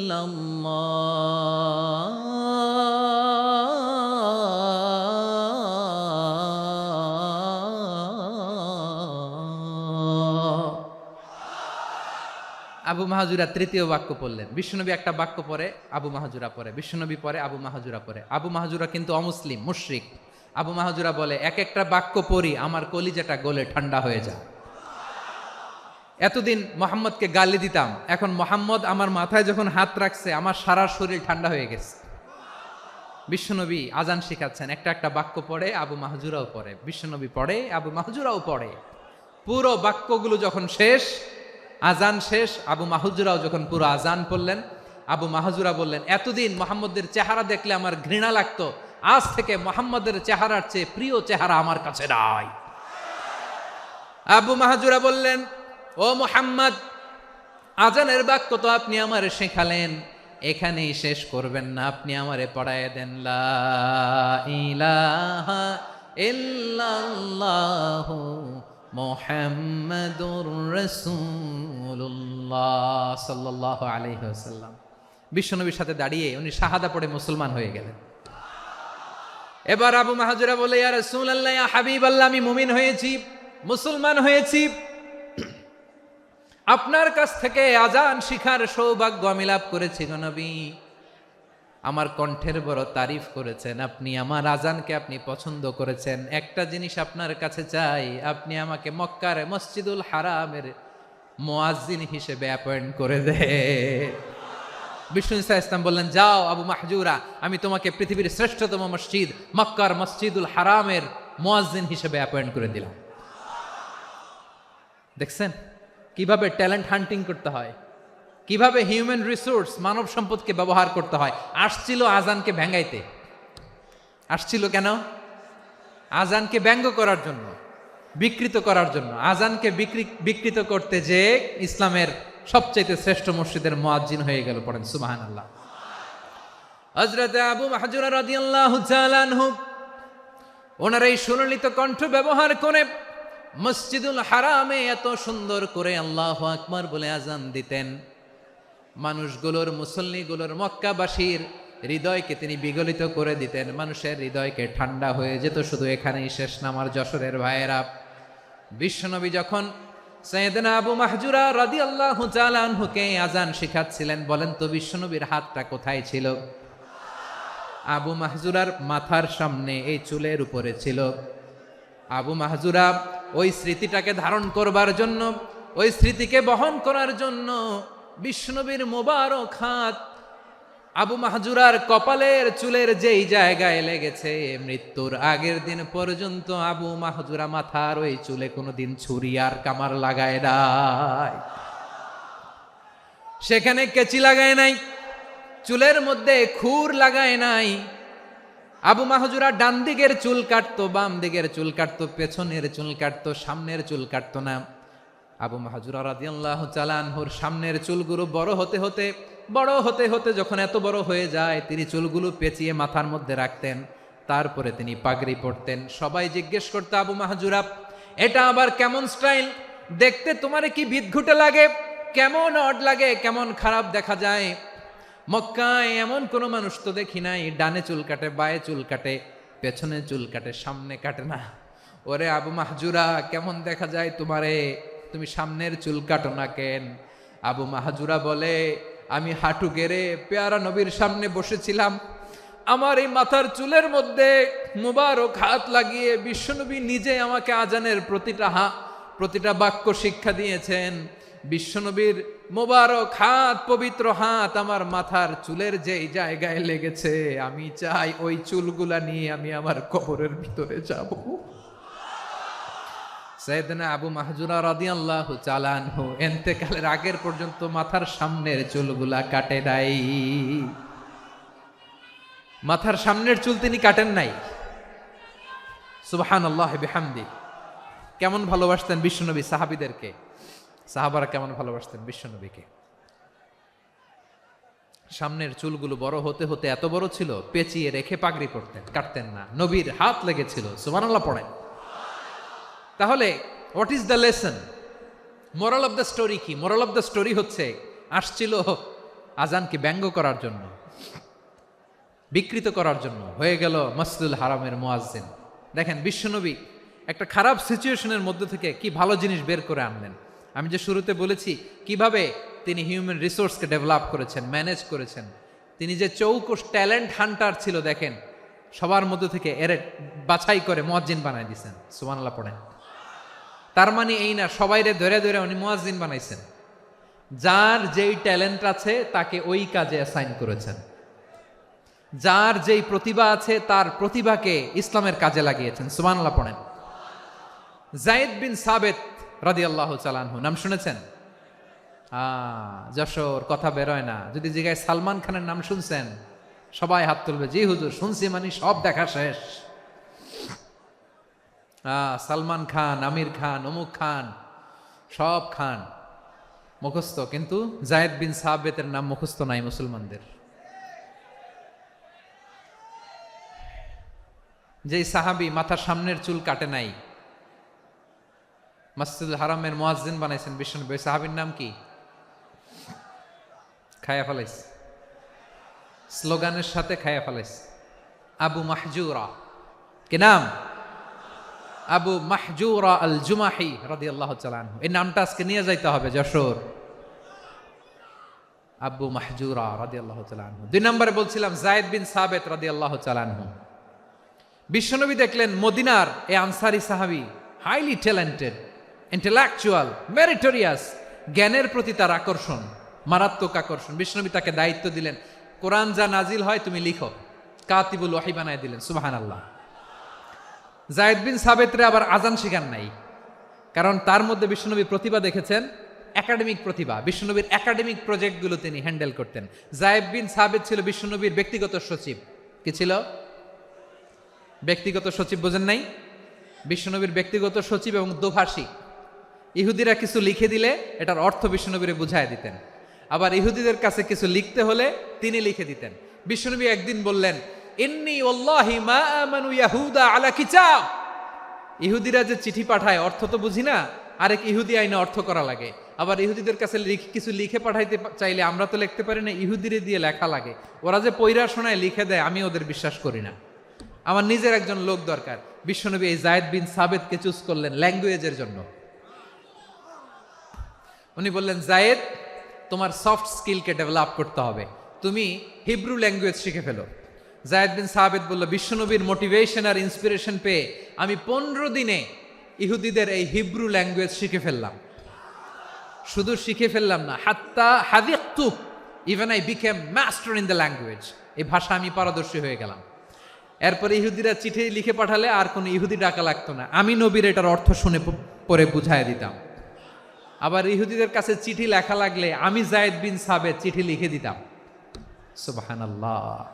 দেখেন, এত সাহাবীর মধ্য থেকে বিশ্বনবীর একাডেমিক প্রজেক্ট, ব্যক্তিগত সচিব, দোভাষী হিসেবে তিনি যায়েদ বিন সাবেতের মতো তরুণকে নির্বাচিত করেছেন। কেমন ট্যালেন্ট হান্টার ছিল আমার নবী। সুবহানাল্লাহ পড়বেন না? বিশ্বনবীর ইন্তেকালের পরে সাইয়েদনা আবু বকর রাদিয়াল্লাহু তাআলা আনহু যখন খলিফা হয়ে আসলেন, কোরআনকে সংকলনের দায়িত্ব দেয়া লাগবে, কোন সাহাবীকে দিবেন? সব সাহাবারা মিলে পরামর্শ করলেন। সাইয়েদনা আবু বকর, ওমর সবাই মিলে এই বিশাল কোরআন সংকলনের গুরু দায়িত্ব বিশ্বনবীর ব্যক্তিগত সচিব, বিশ্বনবীর দোভাষী, বিশ্বনবীর সিলেক্ট করাই লোক যায়েদ ইবনে সাবেত রাদিয়াল্লাহু তাআলা আনহুকে দিয়েছে। কোরআনের কপি তো আজকে এখানে রাখে নাই। এই যে আজকের যে কোরআন পড়েন, এটা আগে এরকম ছিল না। কোরআন নাজিল হলে সাহাবারা চামড়ার, ওটের চামড়ায় লিখে ফেলতো, ওটের চ্যাপ্টা হাড্ডির মধ্যে লিখে ফেলতো, গাছের গুড়ির মধ্যে লিখে ফেলতো, বিভিন্ন জনের কাছে ছড়ানো ছিটানো ছিল। আবু বকর রাদিয়াল্লাহু তাআলা আনহু একসাথে করলেন, পরবর্তীতে উসমান রাদিয়াল্লাহু তাআলা আনহু একসাথে করলেন। 114 সূরার এখন এই মুসহাফ, এই কম্পাইলেশন, এই কপি আমরা পেয়েছি, যার হিউজ কন্ট্রিবিউশন ছিল। এই পুরো কোরআন কম্পাইলেশনের প্রজেক্ট ম্যানেজার ছিল যায়েদ বিন সাবেত রাদিয়াল্লাহু তাআলা। কোরআন কম্পাইলেশনের প্রজেক্ট ম্যানেজার। দেখেন, উনারে মাথায় হাত দিয়ে আজান শিখায় নাই। সুবহানাল্লাহ কইবেন না? তাহলে প্রথম সাহাবী আবু মাহজুরাকে মুয়াজ্জিন বানাইলেন, যায়েদ বিন সাবেতকে ব্যক্তিগত সচিব আর দোভাষী বানালেন, মুসআব ইবনে উমাইর রাদিয়াল্লাহু তাআলা আনহুকে ইসলামের প্রথম অ্যাম্বাসেডর বানালেন। তাহলে তৃতীয় নাম্বার একজন সাহাবীর নাম বলছি, মুসআব ইবনে উমাইর। মুসআব, কি নাম? নামটা কেমন লাগে? এই কয়েকজনের ভাল লাগে, বাকিদের ভাল লাগে না? ভাল লাগে? এই আর কয়েকটা মিনিট দেওয়া যাবে না আমাকে আল্লাহর রাস্তে? হ্যাঁ, ঠিক আছে। আমি তোমাদেরকে ভালোবাসা দেখাবো, দোয়া করব, যদি চুপ থাকো, একেবারে চুপ, কষ্ট সহ্য করো। বাকিরা যা সওয়াব পাবে তোমরা ডবল পাবা, যেহেতু কষ্ট বেশি, কিন্তু চুপ। 3 নম্বর সাহাবীর নাম মুসআব। এই ধাক্কাধাক্কি কেন রে ভাই? না না না, এরকম হইলে আসবো না যশোর, আমি আর আসবো না। হয় পিছনে চলে যাও, নাহলে চুপ, ধাক্কাধাক্কি নাই। 3 নম্বর সাহাবীর নাম মুসআব। কি নাম? He was the first ambassador in Islam. ইসলামের প্রথম ডিপ্লোমাট, প্রথম কূটনৈতিক, ইসলামের প্রথম কূটনৈতিক, ইসলামের প্রথম ডিপ্লোমাট, প্রথম অ্যাম্বাসেডর মুসআব ইবনে উমাইর। মক্কার তরুণ যুবক, উনি পারফিউম লাগাইলে মানুষ দেখলেই বুঝতো এটা মুসআব লাগাইছে। এমন ড্যাশিং ফেসের ছিল, এমন স্মার্ট ড্যাশিং ফেস, এমন পার্সোনালিটির মানুষ ছিল মুসআব রাদিয়াল্লাহু তাআলা আনহু। কারণ যিনি ইসলামের স্পোকম্যান হবেন, মুখপাত্র হবেন, তার স্মার্ট হওয়ার দরকার আছে না নাই? আকাবার প্রথম শপথ যখন হলো, তাদের সাথে বিষ্ণু ঈসা ইসলাম মদিনাতে একজন মুখপাত্র পাঠালেন, ডিপ্লোমাটকে পাঠালেন, অ্যাম্বাসেডর অফ ইসলাম। তিনি হচ্ছেন মুসআব ইবনে উমাইর। পড়েন সুবহানাল্লাহ। বিশ্বনবী দেখলেন সে অনেক স্মার্ট, তার ডেডিকেশন আছে, সিনসিয়ারিটি আছে, এবং মদিনায় যে আউস খাজরাজ গোত্রের নেতাদের সাথে ডিল করতে হবে, ইহুদিদের সাথে ডিল করতে হবে, ওখানে একজন পাক্কা জানু খেলোয়াড়ের দরকার আছে না নাই? মুসআব ইবনে উমাইর রাদিয়াল্লাহু তাআলা আনহু, ওনাকে বিষ্ণু ঈসা ইসলাম চুজ করলেন। এবং বিষ্ণু ঈসা ইসলামের এই চুজিংটা, এই সিলেকশনটা এত সুন্দর ছিল, তিনি মদিনাতে যে বিশ্বনবী আসার আগেই মদিনার জমিনকে তিনি উর্বর করে ফেলছেন। প্রতিটা ঘরে ঘরে কালিমার দাওয়াত তিনি পৌঁছায় দিচ্ছেন। জুমার বিধান নাজিল হয়েছে, কিন্তু মক্কায় পরিবেশ নাই জুমা পালনের। বিষ্ণু ঈসা ইসলাম একজনকে দিয়ে খবর পাঠালেন, যাও মদিনায় মুসাবকে যে বলো, মুসাব তো আমার শিক্ষক, আমার স্পোকম্যান, মদিনাতে যেন তারা জুমা কায়েম করে। বিশ্বনবীর আগেই মুসআব মদিনার মুসলিমদেরকে নিয়ে মদিনায় প্রথম জুমা কায়েম করে ফেলছে। কোন সুবহানাল্লাহ। ডিপ্লোমাটদের কেমন হইতে হয়, অ্যাম্বাসেডরের কেমন হইতে হয়, মুসআব রাদিয়াল্লাহু তাআলা আনহুর কাছ থেকে শিখে নাও। মুসআব নামটা কেমন লাগে? যশোর যাদের সন্তান হবে, ছেলে সন্তান, আমার রাস্তায় পাইলে সবাই জিজ্ঞেস করে, হুজুর একটা নাম দেন, আমার ছেলে হবে। যশোরবাসীর জন্য আমি একটা নাম দিয়ে দিলাম, নাম রাখতে হবে মুসআব। কি নাম? নামটা যাদের ভাল লাগে, ছেলে সন্তান অনাগত আসবে, মনে চাইলে নাম রেখে দিবেন মুসআব রাদিয়াল্লাহু তাআলা আনহুর নামে মুসআব। তাহলে মুসআব রাদিয়াল্লাহু তাআলা আনহুকে বিশ্বনবী ল্যাঙ্গুয়েজ শিখান নাই, সফট স্কিল শিখান নাই। যায়েদ রাদিয়াল্লাহু, তিনি হিব্রু ল্যাঙ্গুয়েজ শিখেছেন, সুরিয়ানি শিখেছেন, কিন্তু মুসআবকে তিনি বানিয়েছেন the spokesman of Islam, the first diplomat, the ambassador of ইসলাম।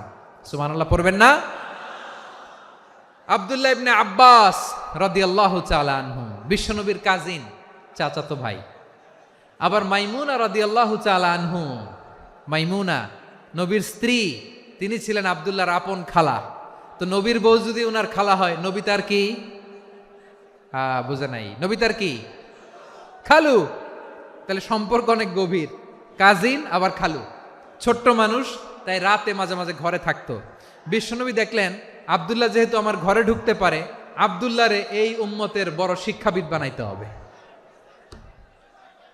কথা বোঝে নাই? আব্দুল্লাহকে কি বানাইতে হবে?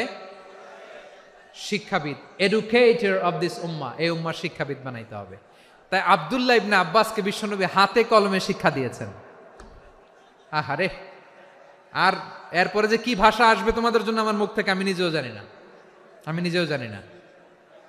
1 ঘন্টা যাবত ধাক্কা ধাক্কি মারামারি। তো আসতে বলছে কে তোমাকে? পেছনে চলে যাও, জায়গা না পেলে। পুরো প্রোগ্রামটাই নষ্ট করে দিল।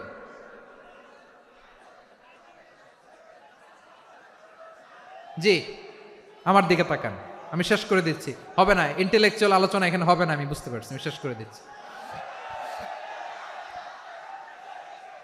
আব্দুল্লাহ ইবনে আব্বাস রাদিয়াল্লাহু তাআলা আনহু, মনোযোগ দিয়ে কয়েকটা মিনিট শুনুন, আমি এখনই শেষ করে দিচ্ছি, এরপর আওয়াজ করবে। এই যে এগুলো কি আমি বুঝলাম না। আমি বললাম না সব করা যাবে, বসে যাও, শুয়ে যাও, চলে যাও, আওয়াজ করা যাবে না। অন্যকে বসো এটাও বলার দরকার নাই, জাস্ট এদিকে তাকাও। আল্লাহ। আব্দুল্লাহ ইবনে আব্বাস রাদিয়াল্লাহু তাআলা আনহু, ওনাকে বিশ্বনবী হাতে কলমে শিক্ষা দিয়েছেন। যেহেতু উম্মতের শিক্ষাবিদ হবেন, এডুকেটর হবেন। তো বিশ্বনবী রাতে যখন তাহাজ্জুদ পড়তেন, ছোট্ট আব্দুল্লাহ ঘরে থাকতো।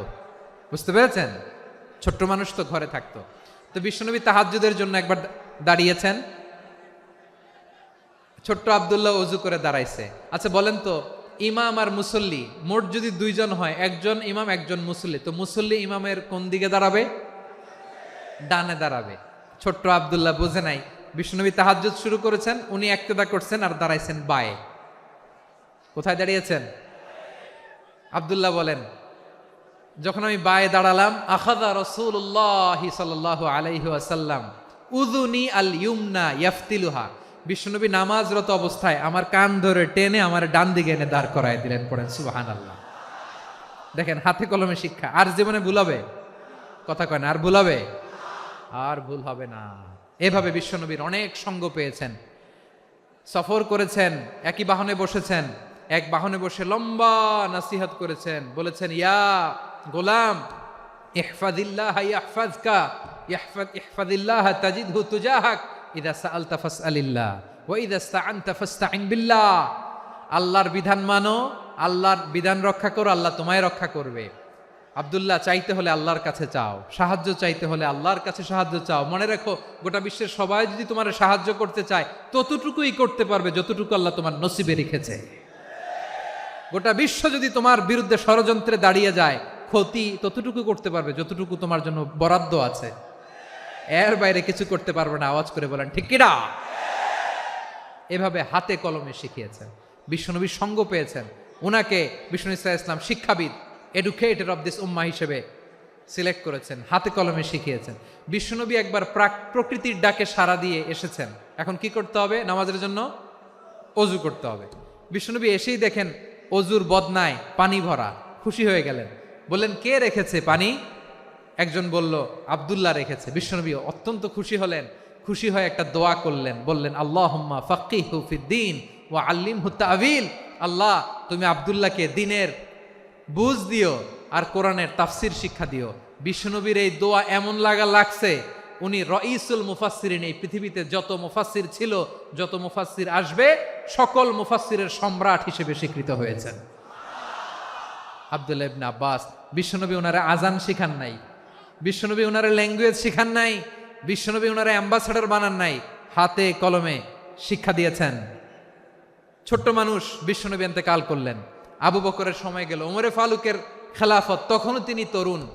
ওমরে ফারুক রাদিয়াল্লাহু তাআলা আনহু ওনার ক্যাবিনেট মিনিস্ট্রির বৈঠকে এই আব্দুল্লাহ ইবনে আব্বাসকে পাশ দিয়ে বসায় রাখতেন। বয়স্ক সাহাবারা এটা পছন্দ করতো না। তারা বলতো, ঘটনা কি? আব্দুল্লাহর মতো ছেলে নাতি আমাদের আছে, এরা কেন রাখে ওমরে ফারুক? ওমরে ফারুক এটা টের পেলেন। তিনি বুঝতে পারলেন যে ক্যাবিনেট মেম্বাররা এটা পছন্দ করে না, ছোট্ট আব্দুল্লাহরা কেন রাখি, কেন যে রাখি, এটা একদিন বুঝাবো। একদিন মিটিংয়ে তিনি সবাইকে বললেন, ইদা জাআ নাসরুল্লাহি ওয়াল ফাতহ। এই আয়াত দ্বারা উদ্দেশ্য কি বলেন তো মুরব্বী সাহাবীরা? এক সাহাবী বলেন, এই সূরা দ্বারা উদ্দেশ্য, আল্লাহ বলেছেন আমাদেরকে বিভিন্ন ল্যান্ড, বিভিন্ন এলাকা বিজয় করতে হবে। ওমরে ফারুক বললেন, না, হয়নি। আরেকজন বললেন, বিজয় হওয়ার পর আমাদের বেশি বেশি আল্লাহর বরত্বের ঘোষণা দিতে হবে, এটা উদ্দেশ্য। ওমরে ফারুক বললেন, না, হয় নাই। যারা জিজ্ঞেস করেন কেউ পারে না। সব শেষে বিশ্বনবী ছোট্ট আব্দুল্লাহরে বলেন, আব্দুল্লাহ, ইদা জাআ নাসরুল্লাহি ওয়াল ফাতহ, এর দ্বারা উদ্দেশ্য কি বলো তো? ছোট্ট আব্দুল্লাহ বলেন, হুয়া আজালু রাসূলিল্লাহ। এই আয়াত দ্বারা বিশ্বনবীর বিদায়কে উদ্দেশ্য নেওয়া হয়েছে। ওমরে ফারুক বললেন, হাযা হুয়া, এটাই তো সঠিক উত্তর, এটাই সঠিক তাফসীর এই আয়াতের। কারণ ইদা জাআ নাসরুল্লাহি ওয়াল ফাতহ, যখন আল্লাহর সাহায্য আর বিজয় আসবে, ওয়া রাআইতান নাসা ইয়াদখুলুনা ফি দীনিল্লাহি আফওয়াজা, আপনি দেখবেন দলে দলে, ঢলে ঢলে, বানের পানির মতো মানুষ ইসলামের দিকে ঢুকতেছে, ইসলামের বিজয় হয়েছে। তো ইসলামের বিজয়ের মিশন নিয়ে নবী আসছে, বিজয়ী যখন হয়ে গেছে, এখন তো নবীর বিদায় হবে। জোরে বলেন ঠিক কিনা? কোন সাহাবী এই সূক্ষ্ম কথাটা ধরতে পারে নাই, ওই আব্দুল্লাহ ছাড়া। আব্দুল্লাহ যখন উত্তর দিছে, সব সাহাবীদের টনক নড়েছে। এরপর থেকে কোনো ক্যাবিনেট মিটিং এ আর কোনো সাহাবারা কোনো প্রশ্ন করে নাই। আওয়াজ করে পড়েন সুবহানাল্লাহ। বিশ্বনবী আব্দুল্লাহ ইবনে আব্বাসকে দ্য এডুকেটর অফ দ্য উম্মাহ, উম্মার শিক্ষাবিদ হিসেবে গ্রহণ করেছেন। আওয়াজ করে পড়তে হবে আল্লাহু আকবার। সাহাবীদের নামগুলো মনে থাকবে? এক নম্বরে আবু মাহজুরা, মুয়াজ্জিন বানাইছেন। যায়েদ ইবনে সাবিত, দোভাষী, ট্রান্সলেটর অফ প্রফেট, এবং তিনি ছিলেন বিশ্বনবীর ব্যক্তিগত সচিব। মুসআব ইবনে উমাইর, the first ambassador and diplomat of Islam. আব্দুল্লাহ ইবনে আব্বাস, এই উম্মার সবচেয়ে বড় এডুকেটর, শিক্ষাবিদ। আরেকজন ছিল আব্দুল্লাহ ইবনে মাসউদ রাদিয়াল্লাহু তাআলা। দুই আব্দুল্লাহ, আব্বাস গেল, আরেকজন হচ্ছে মাসউদ। মক্কার তরুণ, ছাগল পালতো মুশরিকের বিশ্বনবী আর আবু বকর রাদিয়াল্লাহু তাআলা আনহু একবার গেলেন, যে দেখে এই তরুণ দাঁড়ায় আছে। বিশ্বনবী বলেন, আমি খুব ক্ষুধার্ত, তোমার কাছে কি দুধ আছে ছাগলের? আব্দুল্লাহ ইবনে মাসউদ বলে, আছে। ওয়ালাকিন আনা মুতামান, কিন্তু যে দুধ আছে এটা আমানতের, আমি দিতে পারবো না। বিশ্বনবী এইটা শুনেই তারা টার্গেট করে ফেলছে। আনা মুতামান, দুধ আছে কিন্তু এটা আমার মালিকের, আমি তো দরদ দেখাই, আমার মালিকের দুধ আপনি পথিক, আপনারা দিতে পারি না। বিশ্বনবী টার্গেট করে ফেলছেন, এরে আমার কাজে লাগাইতে হবে। বিশ্বনবী বললেন, আচ্ছা ঠিক আছে, দুধ দিও না, কিন্তু এমন ছাগি আছে কিনা যেই ছাগির সাথে কোনো ছাগলের মিলন হয় নাই, তার ওলানে দুধও আসে নাই, বাচ্চাও নাই, এরকম ছাগির থেকে যদি আমি দুধ খাই তাহলে তো সমস্যা নাই। বলতেছে, এরকম ছাগির থেকে দুধ খাইলে সমস্যা নাই, কারণ এরকম ছাগির ওলান থেকে দুধ আসবেও না। বলতেছে, ঠিক আছে, এরকম একটা ছাগি নিয়ে আসা হলো। বিশ্বনবী বিসমিল্লাহ বলে ওই ছাগির ওলানে হাত দিলেন। হাত দিতে দেরি, পুরো ওলানটা দুধে ভরে যেতে দেরি হয় না। বিশ্বনবী আর আবু বকর রাদিয়াল্লাহু তাআলা আনহু দহন করে পেট ভরে খেলেন। এই দৃশ্য আব্দুল্লাহ ইবনে মাসউদের হৃদয়ে দাগ কাটলো। এই মুজিজা দেখে তিনি বললেন, আশহাদু আল্লা ইলাহা ইল্লাল্লাহ ওয়া আশহাদু আন্না মুহাম্মাদুর রাসূলুল্লাহ। তিনি ষষ্ঠ মুসলিম ছিলেন, 6 নম্বর মুসলমান। ওনাকে টার্গেট করে বিশ্বনবী দেখলেন এমন ইন্টেলেকচুয়াল ব্রেন, উনি সূক্ষ্ম সূক্ষ্ম জিনিস বুঝে বেশি, ফিকহি জ্ঞান ওনার মধ্যে বেশি। বিশ্বনবী ওনাকে কোরআনের জ্ঞান শিক্ষা দিতে লাগলেন। উনি বিশ্বনবী সবার কাছে কোরআন শোনায়, কিন্তু বিশ্বনবী নিজে আব্দুল্লাহ ইবনে মাসউদের কাছ থেকে কোরআন শুনতো। বিশ্বনবী একবার বললেন, ইকরা আলাইয়া ইয়া মাসউদ। ইবনে মাসউদ, একবার শোনাও তো কোরআন দেখি। আব্দুল্লাহ ইবনে মাসউদ বলে, আকরাউ আলাইকা ওয়া আলাইকা উনজিল। নবী, আপনার উপর কোরআন নাজিল হয় আর আমি আপনার সামনে কোরআন পড়ব। বিশ্বনবী বললেন, ইন্নী উহিব্বু আন আসমাআহু মিন গায়রি। আমি নিজে পড়তে যেমনি ভালোবাসি, অন্যে পড়ুক আমি শুনবো, এটাও আমি ভালোবাসি। সূরা নিসা তিনি তেলাওয়াত করে শুনিয়েছেন। এমন সূক্ষ্ম সূক্ষ্ম বিষয় বিশ্বনবী উনাকে ধরিয়ে দিয়েছেন। উনি হয়ে গিয়েছেন, আব্দুল্লাহ ইবনে আব্বাস হয়েছেন রাইসুল মুফাসসিরিন, উনি হয়ে গিয়েছেন ফাকিহুল উম্মাহ। ওনার চাইতে বড় ফকি এই পৃথিবী আর দেখবে না। চিল্লায় বলেন সুবহানাল্লাহ। উনি বলতেন, ওয়াল্লাহি ওয়াল্লাহি ইল্লাযী লা ইলাহা গায়রু মা উনজিলাত সূরাতুন ইল্লা ওয়া আনা আ'লামু আইনা উনজিলাত ওয়া ফীমা উনজিলাত। বিশ্বনবী এমন ভাবে কোরআনের দার্স আমাকে দিয়েছেন, কোরআনে যত সূরা নাজিল হয়েছে, যেখানে নাজিল হোক না কেন আমি জানি এটা কোথায় নাজিল হয়েছে এবং কোন প্রেক্ষাপটে নাজিল হয়েছে। এমন একটা সূরা নাই যে সূরার কোথায় নাজিল হয়েছে আমি মাসুদের জানা নাই, কোন প্রেক্ষাপটে নাজিল হয়েছে আমার জানা নাই। এরকম ঘটবে না। চিল্লায় বলেন আল্লাহু আকবার। এই আব্দুল্লাহ ইবনে মাসউদ রাদিয়াল্লাহু তাআলা আনহু ওমরে ফারুকের সময় কুফার চিফ জাস্টিস ছিলেন। কুফা নগরীর চিফ জাস্টিস বুঝেন নাই? বিচারপতি। কি ছিলেন? সবাই বলে নাই, কি ছিলেন? বিচারপতি ছিলেন। এবং ওনার যে ফিকহি জ্ঞানের ধারা, এটাই আলকামা, ইব্রাহিম আন-নাখাই, হাম্মাদ ইবনে সুলাইমান হয়ে ইমাম আবু হানিফা পর্যন্ত পৌঁছেছে। এবং ওনার ফিকহি জ্ঞানের ধারাই হানাফি মাযহাবে অ্যাকসেপ্ট হয়েছে। আজও এগুলো হানাফি মাযহাবে চর্চিত হয়। হানাফি মাযহাবের সব ফিক আব্দুল্লাহ ইবনে মাসউদের ফিকহি জ্ঞানের ধারা থেকে নেওয়া হয়েছে। চিল্লায় পড়েন সুবহানাল্লাহ। তাহলে উনাকে বিশ্বনবী বানিয়েছেন জুরিস্ট, আইনবিদ, ফকিহ। উনারে আজান শিখান নাই। হিউম্যান রিসোর্স ডেভেলপমেন্ট কিভাবে করবেন, মানব সম্পদের উন্নয়ন কিভাবে করতে হয়, কিভাবে যার যেখানে প্রতিভা কাজে লাগাতে হয় উনি দেখিয়েছেন। সুবহানাল্লাহ পড়বেন না? খালিদ বিন ওয়ালিদ নাম শুনছেন? কে কে শোনেন নাই হাত তোলেন। কি ছিলেন? বীর যোদ্ধা ছিলেন খালিদ বিন ওয়ালিদ। কিন্তু তিনি ইসলাম ধর্ম গ্রহণ করেছেন অনেক দেরিতে, 8ম হিজরিতে। তার মানে 8ম হিজরির আগে উনি মুশরিকদের পক্ষে লড়াই করেছেন। ওনার হাতে কত মুসলিম সাহাবী যে নিহত হয়েছে হিসাব নাই। বিশ্বনবী টার্গেট করে রাখছে, তুমি আমাদের মুসলিমদের এত ক্ষতি করলা, তুমি যখন মুসলমান হবা তোমারে দিয়ে আমি এমন কাম করামু যে এটা আর কেউ করতে পারবে না। সুবহানাল্লাহ নাই? যশোর ক্লান্ত হয়ে গেছে।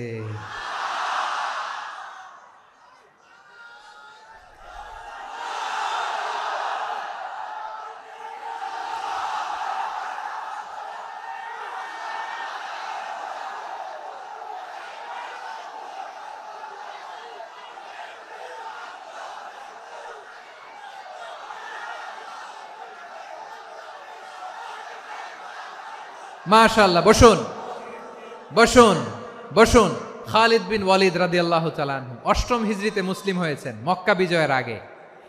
তো মক্কা বিজয়ের আগে যখন মুসলিম হয়েছেন, এর আগে কি করছেন? কাফিরদের সাথে যুদ্ধ করেছেন। উনি উহুদের যুদ্ধে মুসলমানদের যে পরাজয় ভাব, কঠিন পরিস্থিতির মুখোমুখি উনার কারণে পেছন থেকে এমন আতর্কিত আক্রমণ করেছেন, মুসলমানদেরকে কচুকাটা করেছেন। 8ম হিজরিতে আল্লাহ তাআলা হেদায়েতের নূর দিয়ে ওনার হৃদয়টাকে উজালা করে দিলেন। লা ইলাহা, এটা এমন বাণী যার হৃদয়ে একবার টাচ খাবে, এইটা থেকে সে আর পালিয়ে বেড়াতে পারে। ঝিনুকের ভেতর লুকিয়ে থাকে যেমন মতি, ঝিনুকের ভেতর লুকিয়ে থাকে যেমন মতি, কলমা শাহাদাতে আছে আল্লাহর জ্যোতি, কলমা শাহাদাতে আছে আল্লাহর জ্যোতি। ঠিক কিনা বলেন? মক্কা বিজয়ের আগে মুসলিম হলেন, হওয়ার পরেই বিশ্বনবীর টার্গেট ফুলফিল হলো। ওই যে টার্গেট করে রেখেছেন আর দোয়া করেছেন, খালিদ বিন ওয়ালিদ যদি মুসলিম হয় তাকে আমি মিলিটারি চিফ বানাবো। ওনাকে আজান শিখান নাই, ওনারে কান ধইরা নামাজের এই মাথা থেকে ওই মাথা আনান নাই, ফিকহি কোরআনের সূক্ষ্ম তাফসীর ওনারে শিখান নাই, অ্যাম্বাসেডর বানান নাই। বিষ্ণু ইসলাম উনাকে সামরিক অভিযানে প্রেরণ করেছেন। সামরিক অভিযানে তিনি প্রেরণ করেছেন। উনার জীবদ্দশায় উনার নেতৃত্বে যতগুলো যুদ্ধ হয়েছে, একটা যুদ্ধেও তিনি পরাজয় বরণ করেন নাই। ওমরে ফারুকের সময়কালে তিনি চিফ অফ মুসলিম মিলিটারি, মানে মুসলিম সেনাপতি হয়েছেন। যশোর, আওয়াজ করো, ঠিক কিনা বলো? সেনাপতি, মুসলিম সেনাপতি। তাহলে কিভাবে হিউম্যান রিসোর্স ব্যবহার করতে হয় গোটা বিশ্ব আমার নবীর কাছ থেকে শিখে নাও। খালিদ বিন ওয়ালিদ, ওনাকে বিশ্বনবী একটা উপাধি দিয়েছেন। উপাধিটা হচ্ছে সাইফুল্লাহিল মাসলুল, আল্লাহর নাঙ্গা তরবারি, আল্লাহর খোলা তরবারি, দ্য ওপেন সোর্ড অফ আল্লাহ। খালিদ বিন ওয়ালিদ মুসলিম সেনাপতি। হাসান বিন সাবেত নাম শুনছেন? দেখি উনি কি ছিল বলেন। রাসূলের সভা কবি, কালচারাল হিজিমনিকে ডিফিট করার জন্য। উনি ভালো অস্ত্র চালানো জানতেন না, ওই কাজে উনি যেতেন না। ওনার ছিল কাব্য প্রতিভা। কাব্য প্রতিভা, কাফিররা কবিতা দিয়ে নবীকে গালি দিত। বিশ্বনবী বলতেন, ইয়া হাসান আজিব আন রাসূলিল্লাহ, তুমি নবীর হয়ে কাফেরদের এই কথাগুলোর জবাব দাও। বিশ্বনবীর একটা মিম্বার ছিল। বিশ্বনবীর মিম্বারের পাশাপাশি মসজিদে নববীতে এই হাসান বিন সাবেতের জন্য বিশ্বনবী একটা স্পেশাল মিম্বার বানিয়ে দিয়েছেন। এখান থেকে তুমি জবাব দাও। এবং বিশ্বনবী বলেছেন, আল্লাহুম্মা আইয়িদহু বিরূহিল কুদুস, আল্লাহ হাসান আমার পক্ষে জবাব দেয়, তুমি জিব্রাইল মারফত তাকে সাহায্য পাঠাইয়া দিও। রাসূল সাল্লাল্লাহু আলাইহি ইসলামের সভা কবি, the poet of the prophet, নবীর কবি।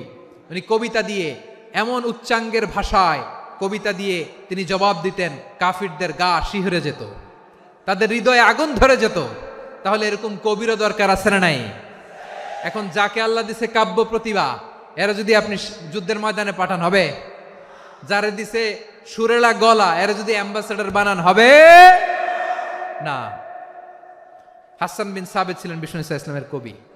হুযায়ফা ইবনুল ইয়ামান বিশ্বনবীর গোয়েন্দা বিভাগের প্রধান। কিসের প্রধান?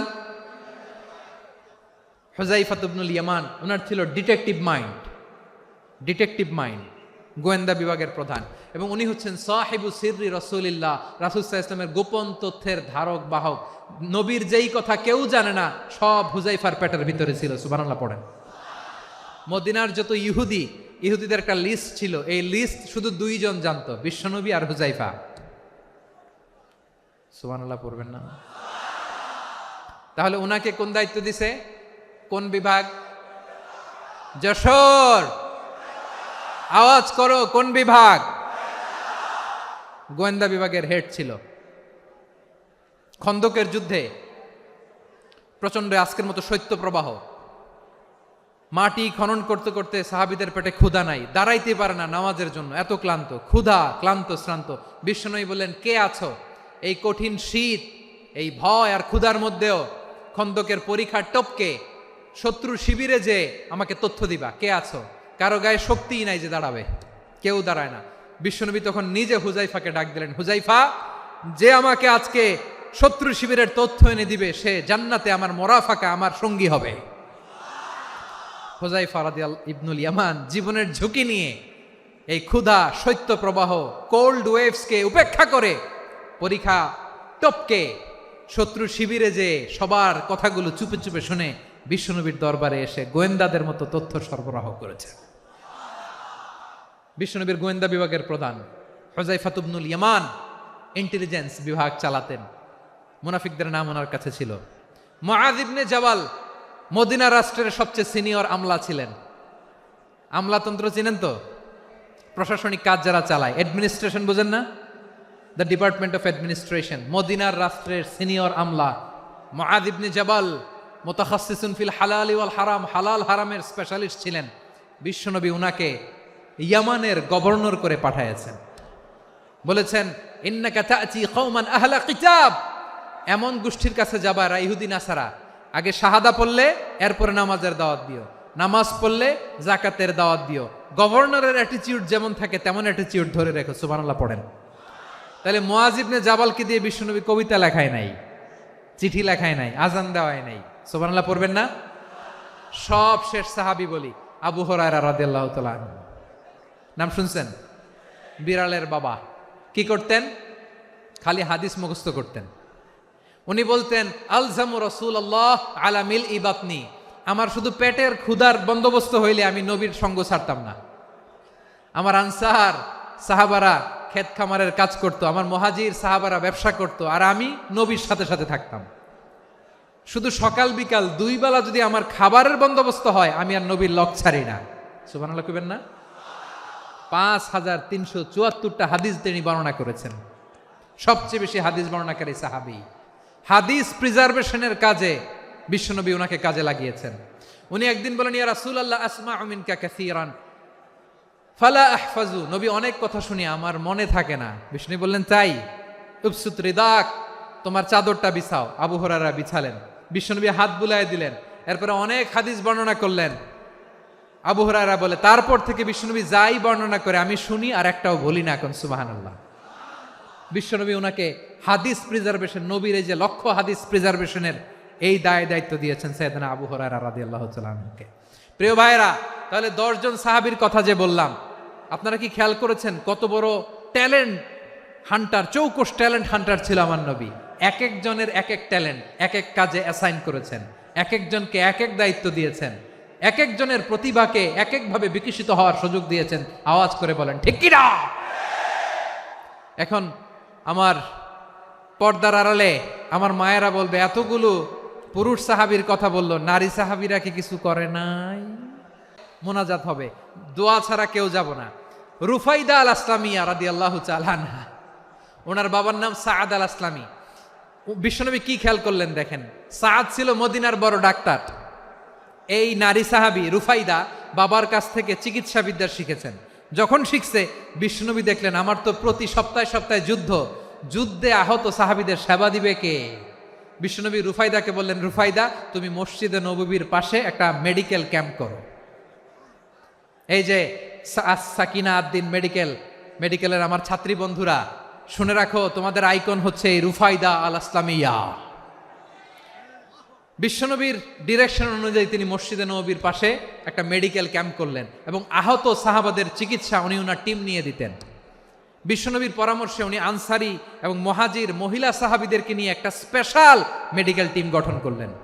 খায়বার যুদ্ধে 7ম হিজরিতে যখন বিশ্বনবী যায়, উনি ওনার টিম নিয়ে আসলেন, বললেন, ইয়া রাসূলুল্লাহ আমরা তো তলোয়ার চালাতে পারি না, আমরা তো তীর মারতে পারি না, আপনি যদি অনুমতি দেন খায়বার অভিযানে আমি আমার টিম নিয়ে মেডিকেল টিমের সেবাটা সার্ভিসটা দিতে চাই। পড়েন সুবহানাল্লাহ। বিশ্বনবী অনুমতি দিলেন, যোদ্ধা সাহাবীদের সাথে রুফাইদা আল আসলামিয়া উনিও মেডিকেল টিম নিয়ে অগ্রসর হলেন। খায়বারের প্রতিটা আহত ইনজুর্ড সাহাবী যারা ইনজুরির শিকার হয়েছেন সবাই রুফাইদা আল আসলামিয়ার এই মেডিকেল ক্যাম্প থেকে চিকিৎসা সহায়তা পেয়েছেন। সুবহানাল্লাহ পড়েন। দেখেন কিভাবে বিশ্বনবী ট্যালেন্ট বাছাই করতেন। আপনি অবাক হবেন, বাহরাইনের মেডিকেল ইউনিভার্সিটিতে রুফাইদা আল আসলামিয়া মেডিকেল প্রাইজ অ্যাওয়ার্ড প্রতি বছর দেয়া হয়। যদি 8 দিনের এই মেডিকেল আমার বোনেরা যদি জেনে থাকো জানো, না হলে নতুন করে জানো, সার্চ দিও রুফাইদা আল আসলামিয়া মেডিকেল অ্যাওয়ার্ড। বাহরাইনের ইউনিভার্সিটিতে দেওয়া হয়। প্রিয় ভাইয়েরা, তাহলে আলোচনার সামারি আমরা করি। বিশ্বনবী যার যেখানে ট্যালেন্ট তাকে ওইখানে কাজে লাগাতেন। আওয়াজ করে বলেন ঠিক কিনা? এবার একটা ইন্টারভিউ হবে, আওয়াজ করে বলেন আবু মাহজুরাকে বিশ্বনবী কি বানাইছেন? হ্যাঁ, ভুলে গেছেন? সামনের চুলে হাত দিয়ে বিশ্বনবী কি সুন্দর গলায় আজান শিখালেন। মুয়াজ্জিন। যায়েদ বিন সাবেতকে একাডেমিক প্রজেক্টের দায়িত্ব দিয়েছেন, তিনি ছিলেন বিশ্বনবীর দোভাষী ব্যক্তিগত সচিব। মুসআব ইবনে উমাইর, the first ambassador of Islam. আব্দুল্লাহ ইবনে আব্বাস, উম্মার বড় শিক্ষাবিদ মুফাসসির। আব্দুল্লাহ ইবনে মাসউদ, আব্দুল্লাহ ইবনে মাসউদ ছিলেন জুরিস্ট। কি ছিলেন? জুরিস্ট ছিলেন, এই উম্মার সবচেয়ে বড় জুরিস্ট। খালিদ বিন ওয়ালিদ, সেনাপ্রধান। হাসান বিন সাবেত, হাসান বিন সাবেত ছিলেন বিশ্বনবীর সভাকবি। কি ছিলেন? বিশ্বনবীর সভাকবি ছিলেন। এরপরে হুযায়ফা ইবনুল ইয়ামান কি ছিলেন? গোয়েন্দা বিভাগের প্রধান। মুআয ইবনে জাবাল কি ছিলেন? সিনিয়র আমলা, ইয়ামানের গভর্নর। আবু হুরায়রা রাদিয়াল্লাহু তাআলা আনহু হাদিস প্রিজার্ভেশনের কাজ করেছেন। আর আমাদের রুফাইদা আল আসলামিয়া রাদিয়াল্লাহু তাআলা আনহা কি ছিলেন? নার্স ছিলেন, নার্স হয়ে মেডিকেল সেবা দিয়েছেন। প্রিয় ভাইয়েরা, পুরো আলোচনার যদি সামারি করি তাহলে বিশ্বনবী যেভাবে হিউম্যান রিসোর্সকে ম্যানেজ করেছেন, যার যেখানে প্রতিভা কাজে লাগিয়েছেন, আমরাও যদি করি আমাদের বাংলাদেশের চিত্র আমরা পাল্টে যেতে পারবো। আমরা শুরুতে শুনেছি মানুষের আছে অসীম সম্ভাবনা, প্রতিটা মানুষ অনন্য, যত্ন নিলে, যথাযথ পরিচর্যা করলে মানুষ বিশ্ব জয় করতে পারে। ঠিক কিনা? আমাদের হাফেজে কোরআনের সামনে দাঁড়াতে পারে এমন কোনো হাফেজে কোরআন আল্লাহর জমিনে জন্ম হয় নাই।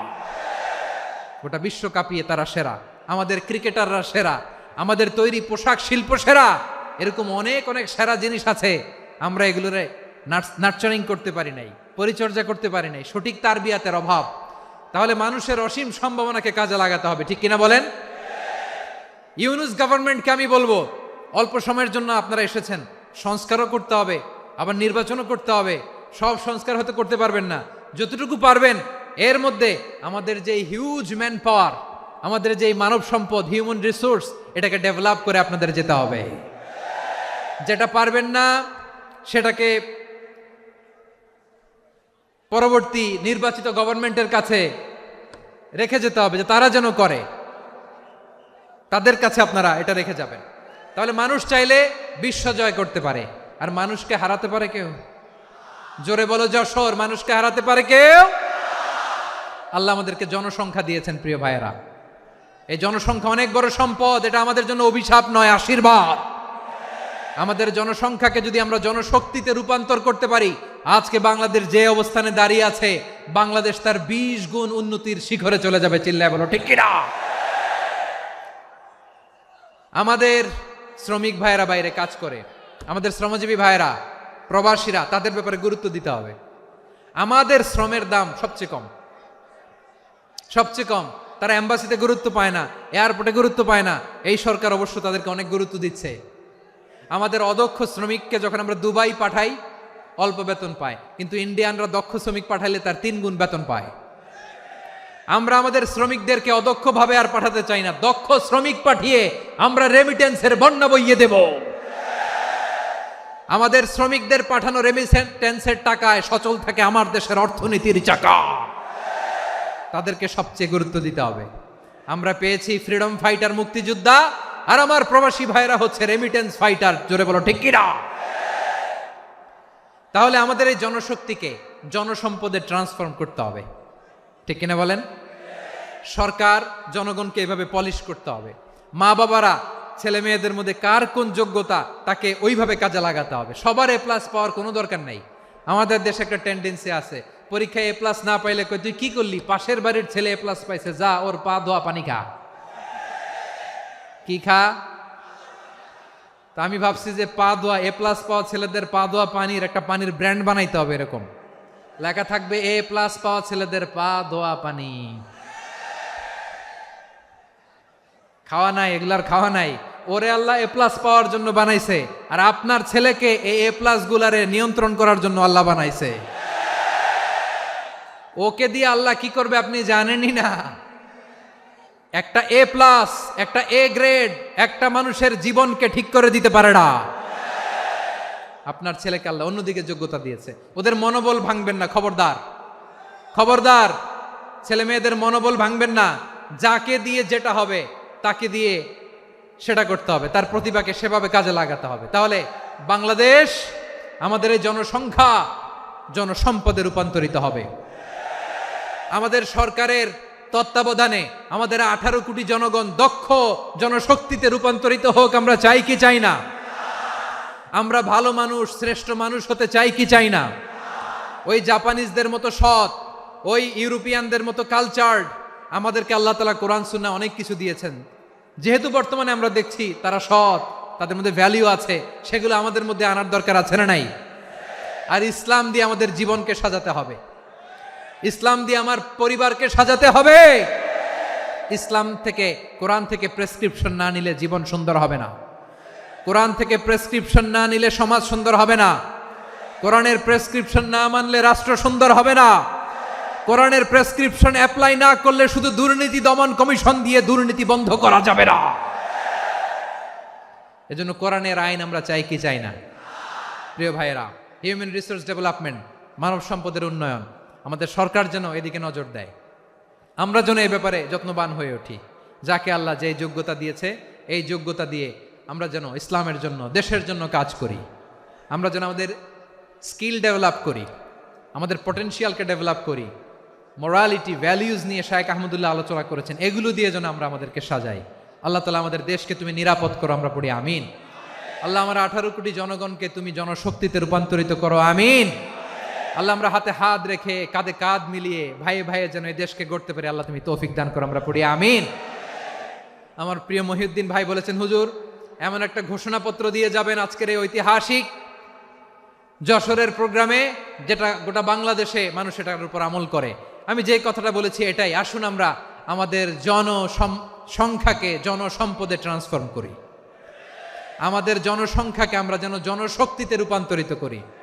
জনসংখ্যাকে ট্রান্সফর্ম করে জনশক্তি দিয়ে আমরা যেন আগামীর বাংলাদেশ, স্বাধীন বাংলাদেশ 2.0 কে গড়ে তুলি। আল্লাহ তাআলা আমাদের সবাইকে কথাগুলো বোঝার, আমল করার তৌফিক দান করুন। এই জেনজি, ক্ষমা করে দিও আমাকে, অনেক ধমক দিছি, বকা দিছি।